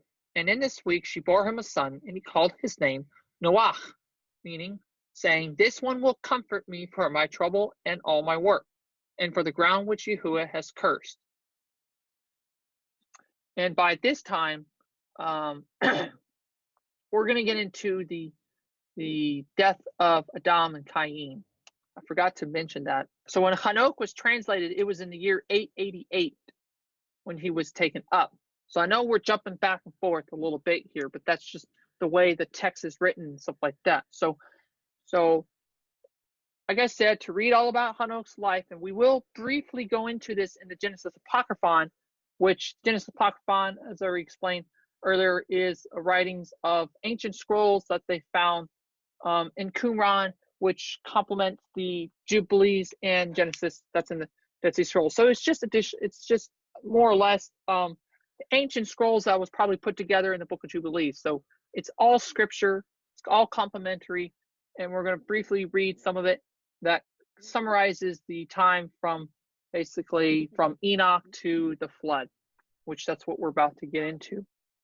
Now, I guess we're going to jump forward a little bit and just highlight the fact that when Adam and Cain died, because they actually died the same year.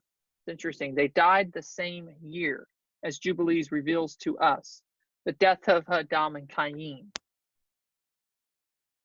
That's in Jubilees 4:29. It says, and at the close of the 19th Yovel, in the 7th week in the 6th year, year 930 thereof, Adam died, and all his sons buried him in the land of his creation. And he was the first to be buried in the earth. And he lacked 70 years of 1,000 years, for 1,000 years are as one day. And we've heard this before, 1,000 years is a day to Yahuwah, or as a day.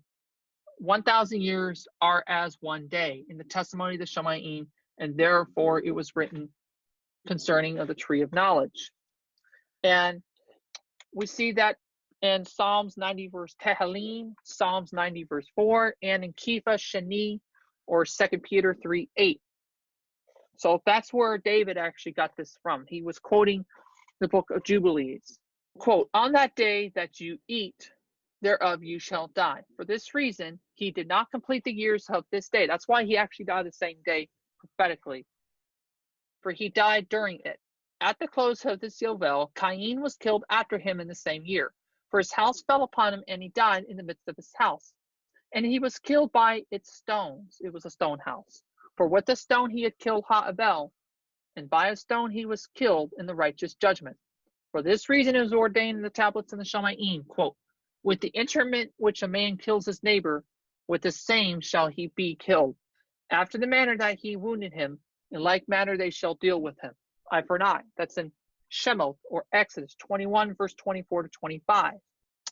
And to see the rest of the life of Methuselah to Noah, read Enoch chapter 83 to 108. And that's also complementary with the what is called the Genesis Apocryphon, or the Scroll of Noah, which we'll read after we finish reading this Torah portion text.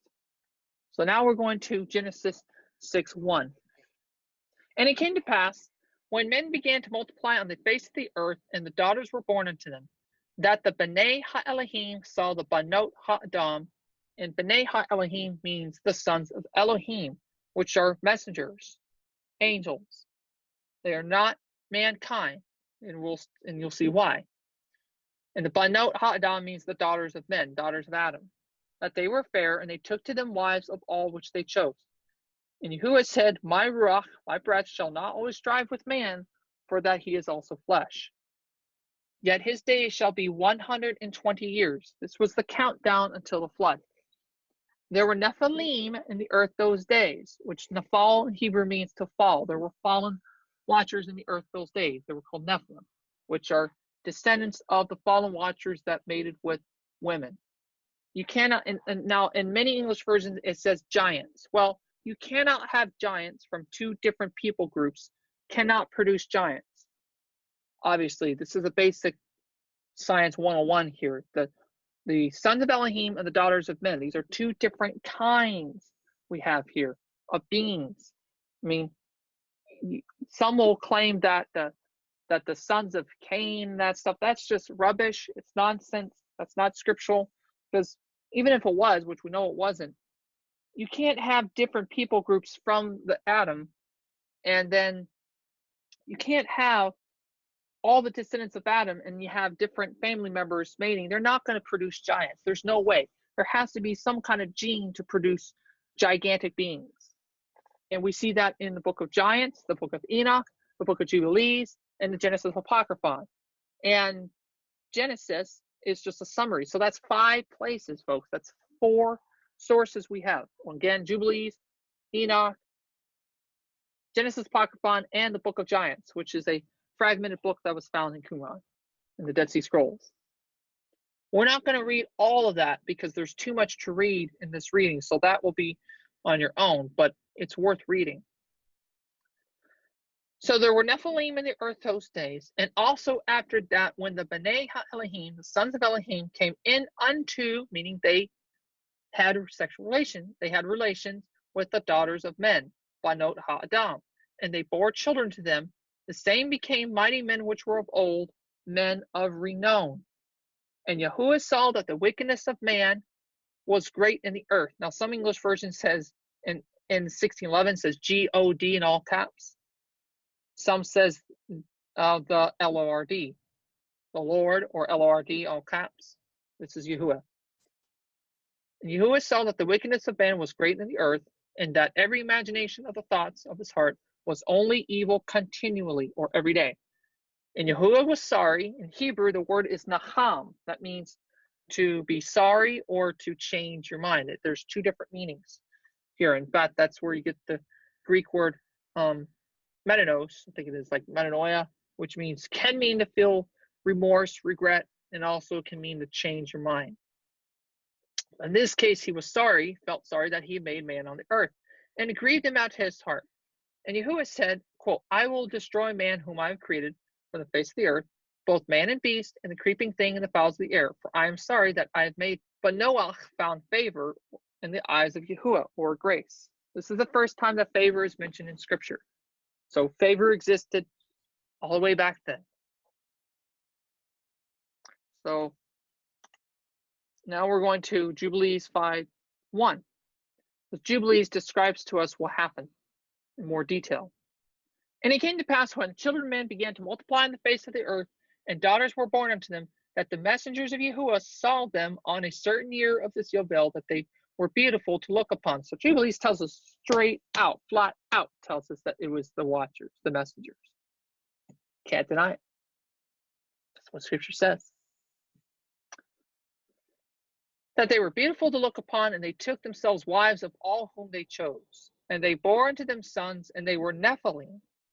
And Torahlessness increased on the, or by the way, if you want, this is in Enoch chapter 6, verse 1 through chapter 7, verse 6. And I'll quickly read that in chapter 6 of Enoch, or Chanub. And it came to pass when the sons of man had increased, that in those days they were born to them fair and beautiful daughters. The messengers, the sons of Shemaim, saw them and desired them, and they said to one another, quote, come, let us choose for ourselves wives for the children of men, and let us beget for ourselves children. And Shemyaza, who was their leader, said to them, I fear that you may not wish this deed to be done, that I alone will pay for this great sin. And they all answered him and said, quote, let us all swear an oath and bind one another with curses, so not to alter this plan, but carry out this plan effectively. And they all swore together, and all bound one another with curses to it. And they were in all 200, and they came down on Ardes. By the way, that's also in the book of Giants. There were 200 watchers total. And when you read the book of Giants, there's some really nasty things that took place. and disturbing things too, which is the summit of Har Hermon, the Mount Hermon. And they called the mountain Hermon because on it they swore and bound one another with curses. And these are the names of their leaders. Shemyaza was their leader. I'm not going to read these names. You can kind of try to figure it out. I'm not going to bother reading all these names. In verse 7. Verse 8. These are the leaders of the 200 messengers and all of the others with them. And again, that's in the book of Giants. Chapter 7. And they took wives for themselves, and everyone chose for himself one each. And they began to go in them, and were promiscuous with them. And they taught them charms and spells, and they showed them the cutting of roots in trees. And they became pregnant and bore large giants. And their height was 300 cubits. Now, the Ethiopian Gai's text says 3,000, but that's should say 300 cubits, which is 450 feet. So these were huge giants. These devoured all the toil of men until men were unable to sustain them. Basically, they were being eaten alive. Mankind was being eaten by these beings. They were demonic, disgusting beings. And that's why the Most High had to wipe them out. Otherwise, mankind would not exist. So the flood was for a good reason, not because men were evil. No, it was because of this. This tells us why. And the giants turned against them in order to devour men. So the Most High had to stop this. Otherwise, mankind wouldn't exist. There'd be no hope. And also, Yahushua couldn't come in the picture. And they began to sin against birds, against animals, against reptiles, fish, and they devoured one another's flesh and drank the blood from it. So this was extremely disgusting and disturbing.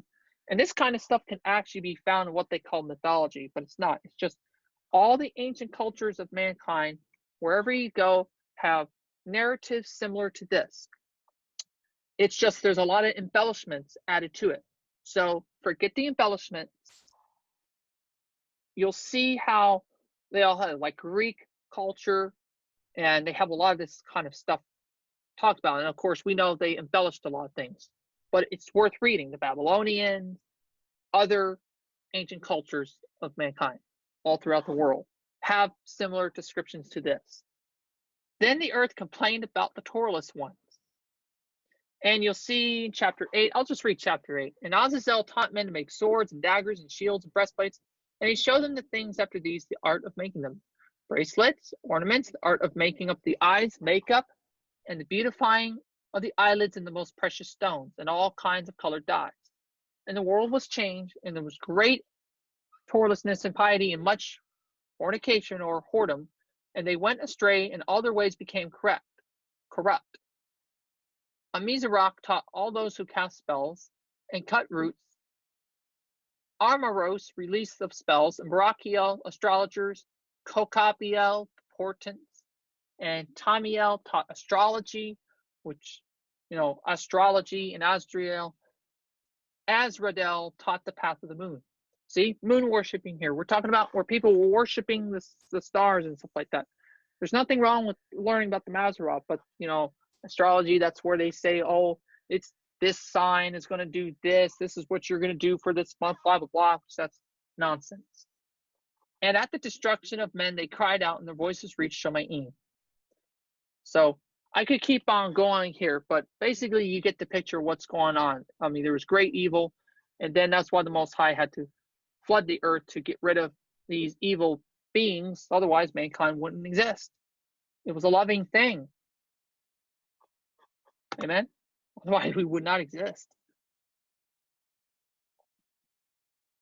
So, yes, and we got one more place to read. That's in Genesis 5:32. Although chronologically, this should be placed in the next Torah reading. But for the sake of this, I will read this. And Noach was 500 years old, and Noach begot Shem, Ham, and Yafet.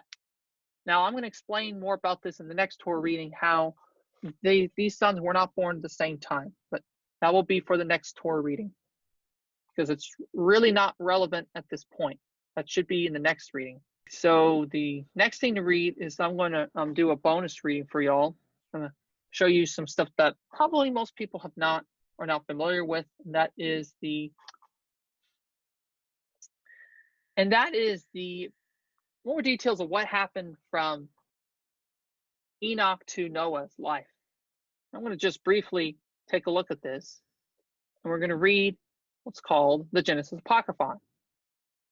And this starts off with Lamech. And this was found in what they call the Scroll of Lamech, which was the father of Noah. And it says this. Now, this is fragmented. When you see these 3 dots here, that means that it's fragmented text. And when you see in parenthetical, that means it was reconstructed. So there's been a lot of reconstruction of this going on. Behold, I thought then within my heart that conception was due to the watchers and the set apart ones and to the giants. My heart was troubled with me because of this child. He's talking about his son Noah, because Noah was actually albino. If you read Enoch 108, he was albino and he was brighter than anything. And Lamech assumed that his wife lay with a watcher. That's what's going on here. My heart was troubled with me because of this child. Then I, Lamech, approached Bathanosh, my wife, in haste, and said to her, quote, by the Most High, the great Lord, the King of all the worlds, ages, the King of all the ages, and ruler of the sons of Shamaim, until you tell me all things truthfully, tell me this truthfully and not falsely. By the King of all the ages, until you tell me truthfully and not falsely. Then Bathanosh, my wife, spoke to me with much heat or in anger, and said, O my brother, O my master, remember my pleasure, the lying together, my soul within its body. And I tell you all things truthfully. My heart was greatly troubled within me. Then Bathanosh, my wife, saw that my countenance had changed. And she mastered her anger and spoke to me, saying, O Adoni, my brother, O my master, O my brother, remember my pleasure. I swear to you by the set apart great one, the King of the Shamaim, that this seed is yours, and that this conception is from you. This fruit was planted by you, and by no stranger or watcher or son of Shamaim. Why is your countenance thus changed and dismayed? And why is your spirit or breath thus distressed? I speak to you truthfully.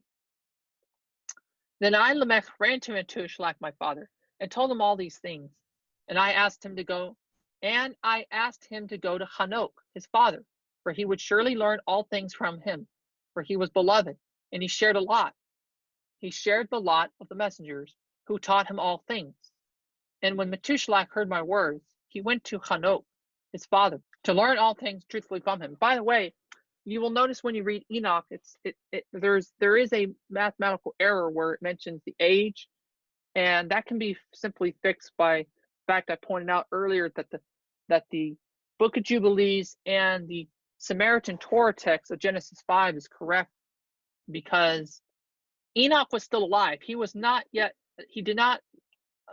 translated yet, as it's called. He was not yet translated. And so when this happened, when Noah was born, that was in the year 708. Enoch was taken up in the year 888. So when Noah was born, Enoch was still on the earth. He was not taken. And that's what the Genesis Apocryphon, and that's what the ancient scripture says. The ancient Hebrew text of scripture is saying. Then I, Lamech, ran to him and Metushelach, my father, and told him all these things. And I asked him to go to Hanok, his father, that he would surely learn all things from him. And he was beloved, and he shared the lot of angels who taught him all things. And when Metushelach heard my words, he went to Hanok, his father, to learn all things truthfully from him, his will.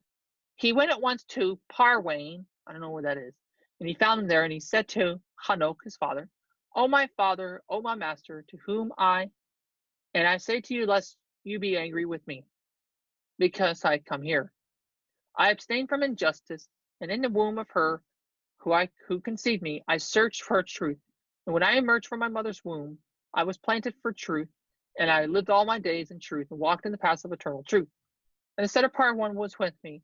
On my pathways, truth sped to warn me off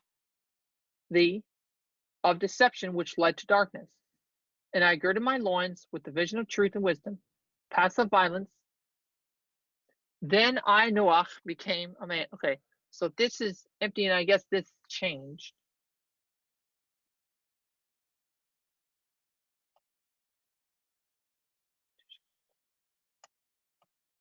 Okay, Parvayin.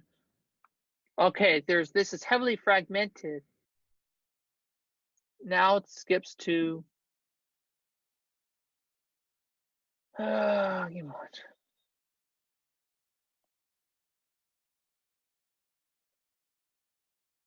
I've not really read this before, so I'm not familiar with this. But anyway, then I, Noach, became a man and clung to truth and ceased. And I took Amzara, his daughter, as my wife.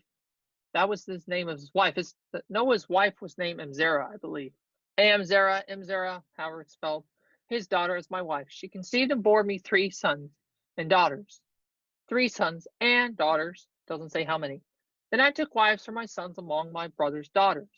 And I gave my daughters to my brother's sons according to the Torah of the eternal precept which the Most High ordained to the sons of man. In the days when, according to my reckoning, 10 Yovelim have been completed, which is 490 years, the moment came for my sons to take wives for themselves. Shemaim, I saw in a vision, was explained, made known to the action of the sons of Shemaim. Then I hid this mystery in my heart and explained it to no man. To me, in the message of this, okay, it's a little bit too fragmented here to really understand what happened.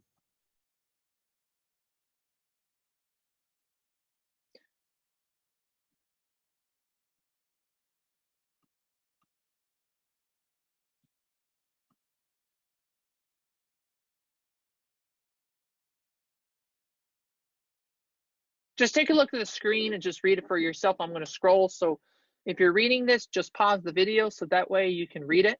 I'm not going to read the rest of this because it's just really difficult to read out loud.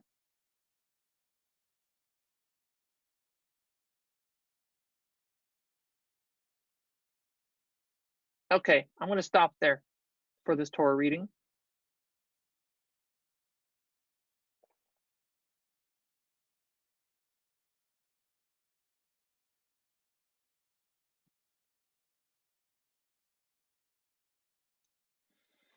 All right, I want to stop there. Oh, and I forgot to mention about the fallen watchers and Torlessness, that Yahusha actually spoke about this in the parable of the fig tree. And I'm going to read that for you. The parable of the fig tree says, "Now learn a parable of the fig tree. When its branch is yet tender and puts forth leaves, you know that summer is near." And this is in Matthew 24, 32 to 44, Mark 13, 28 to 33, Lucas 21, 29 to 33, or Luke. "So likewise, when you shall see all these things, know that he is near," that is Yahusha, "even at the doors. Amen, I say unto you, this generation shall not pass till all these things be accomplished," which applies to the future generation when the abomination desolation happens. So this has not happened yet, but when the abomination desolation happened, then all those things will happen. These things says in verse 34. "The Shemaim and the earth shall pass away, but my word shall not pass away." That's in Yeshayahu 40, verse 8, or Isaiah. "Every word of Elohim will not pass," which includes his Torah, which Yahusha spoke the Torah. "But of that day and hour knows no man, no, not the messengers of the Shemaim, but my Father only." Even Yahusha doesn't know, only his Father. "But as the days of Noach were, so shall also be the coming of the Ben Ha-Adam, or the Son of Man. For as in the days that were before the flood, they were eating and drinking, marrying and giving in marriage, until the day that Noach entered into the ark," or box, or teva, which that's what we were just reading about, the pre-flood world, "and knew not until flood came and took them all away. So shall also be the coming of the Son of Man. Then, if there be 2 plowing in a field, one righteous and the other wicked, the one shall be taken, the wicked will be taken, and the other left." Because it was those who were taken away in the flood, the wicked. "2 women shall be grinding at the mill, the one shall be taken, the other left. This is because the messengers at the end of the age will remove the stumbling blocks from the world and will separate the good from the evil. Watch therefore, for you know not what hour or time your master Adonijam does come. But know this, that if the good man of the house had known in what watch or time the thief would come, he would have watched, and would not have allowed his house to be broken into. Therefore be ye ready also, for in such a time as ye think not, the Ben Ha-Adam comes." I just wanted to read that because Yahusha mentions about the time before the flood too, so we don't want to forget that part. That concludes the Torah section of the Torah portion reading and the Haftarah. Now we're going to begin in Now we're going to be reading the Haftarah portion. And for this one, this is Yeshayahu 42, verse 5 to 43:10. Yeshayahu, which is also Isaiah. Thus says El Yahuwah, he that created the Shomayim and stretched them out, he that spread forth the earth and that which comes out of it, he that gives breath unto the people upon it, and the Ruach unto them that walk therein. I, Yahuwah, have called you in righteousness, and will hold your hand, and will keep you and give you for a breed or covenant of the people, for a light of the Goyim or nations, to open the blind eyes and bring out the prisoners from the prison, and them that sit in darkness out of the prison house. I am Yahuwah, that is my name, which name can mean authority, also character, and reputation. In this case, he's declaring to us who he is. And my kavod or glory will I not give to another. He's not going to give it to any other idols. It doesn't mean he's not going to give it to Yahushua, which is the word. The word is part of Yahuwah, which is known as Elohim.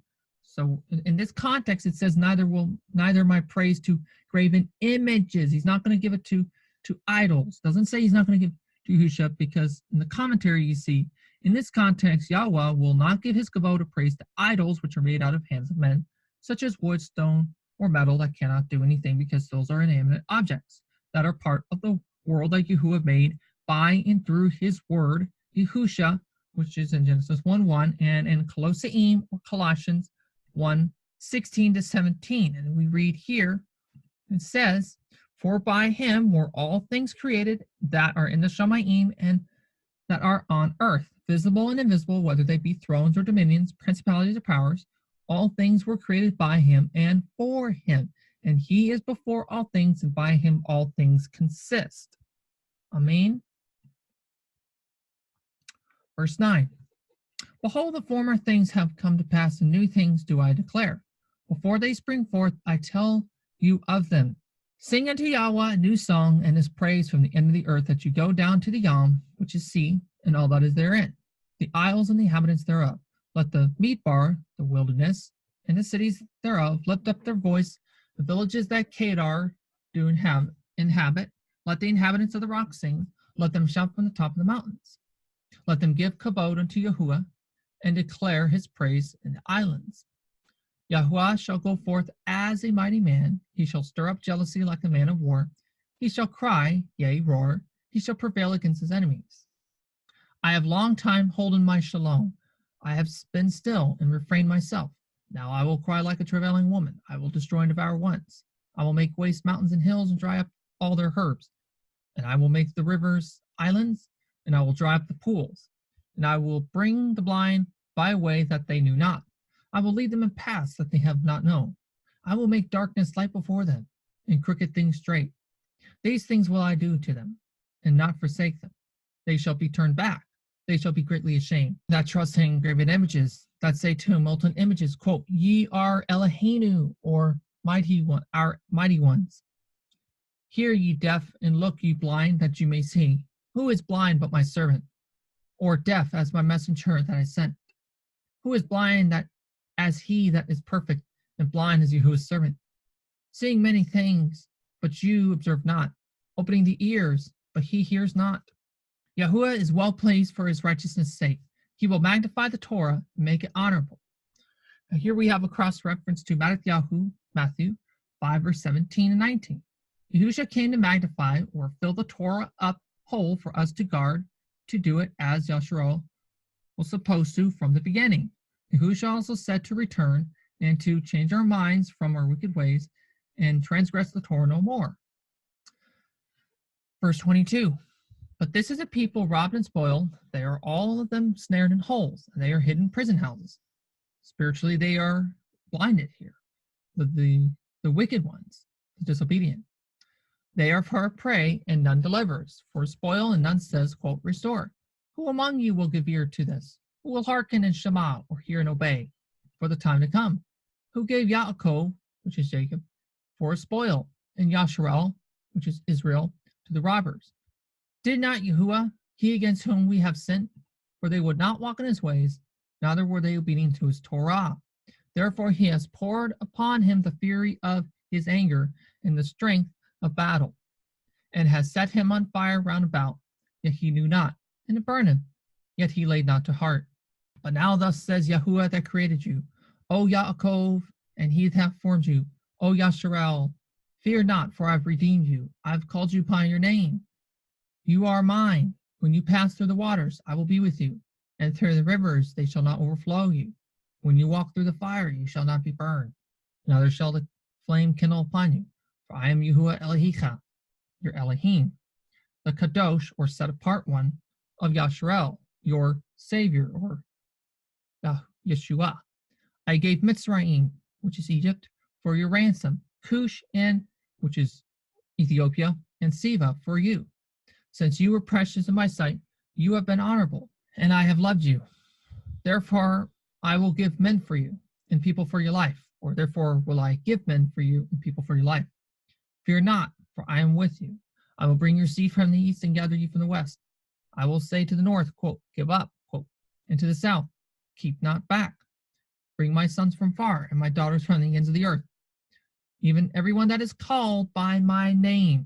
I'm going to stop there. We've got two references, Yohanan or John, chapter 6, verse 44. And it says, no man can come to Yahusha except the Father which has sent Yahusha to draw him. And I will raise him up the last day, which is the resurrection. So no man can come to the Most High except to go to Yahusha. But that can't even be done without the Father. So the Father, Yah, draws people to Yahusha, to the Father. Amen. Amen. And Matthew 22:14, or Matthew 22, verse 14, and it says, for many are called, but few are chosen. Few are chosen because they chose to respond appropriately. For I have created him for my kavod, I have formed him, yea, I have made him. Bring forth the blind people that have eyes, and the deaf that have ears. Remember, as Yahusha said, those who have eyes to see and ears to hear. Let all the goyim, or nations, be gathered together, and let the people be assembled. Who among them can declare this, and show us former things? Let them bring forth their witnesses, that they may be declared righteous. Or let them hear and say, quote, it is truth. Now those who are declared righteous, we've got some more references. Starting off with Hadar El Rishon, that's 1 Timothy chapter 3, verse 16, and it reads, and without controversy great is the mystery of fearing Elohim. Elohim was made manifest in the flesh, righteous in the Ruach, seen of Malachim, or messengers, proclaimed among the Goyim, the nations, trusted in on the world, received up into kavod, or glory. Titus 3:7. That being initially declared righteous by his favor, we should be made heirs according to the hope of eternal life, which means that that is a future thing if we hold on to it, if we hold to our end of the agreement, if you will. And finally, Yaakov, or Jacob, which is also James, chapter 2, verse 24. You see then how that by works a man is declared righteous, and not by fidelity only, or faith, or trust. Fidelity, which is trust. Verse 10. You are my witnesses, says Yahuwah. Who are the witnesses? Us as a whole. And my servant whom I have chosen, that you may know and trust me, and understand that I am he. Before me there was no El form. That's obvious. Neither shall there be after me. Amen and amen. And that concludes the Haftarah section of the Torah portion, which is Parashah Bereshit, meaning the beginning, for the 25th day of the 7th month, which this year is the 13th day of the 10th month of the year 2018 CE on the Roman calendar. And that concludes this Torah portion. If you have any questions or comments, comment below. Thank you for watching, and shalom.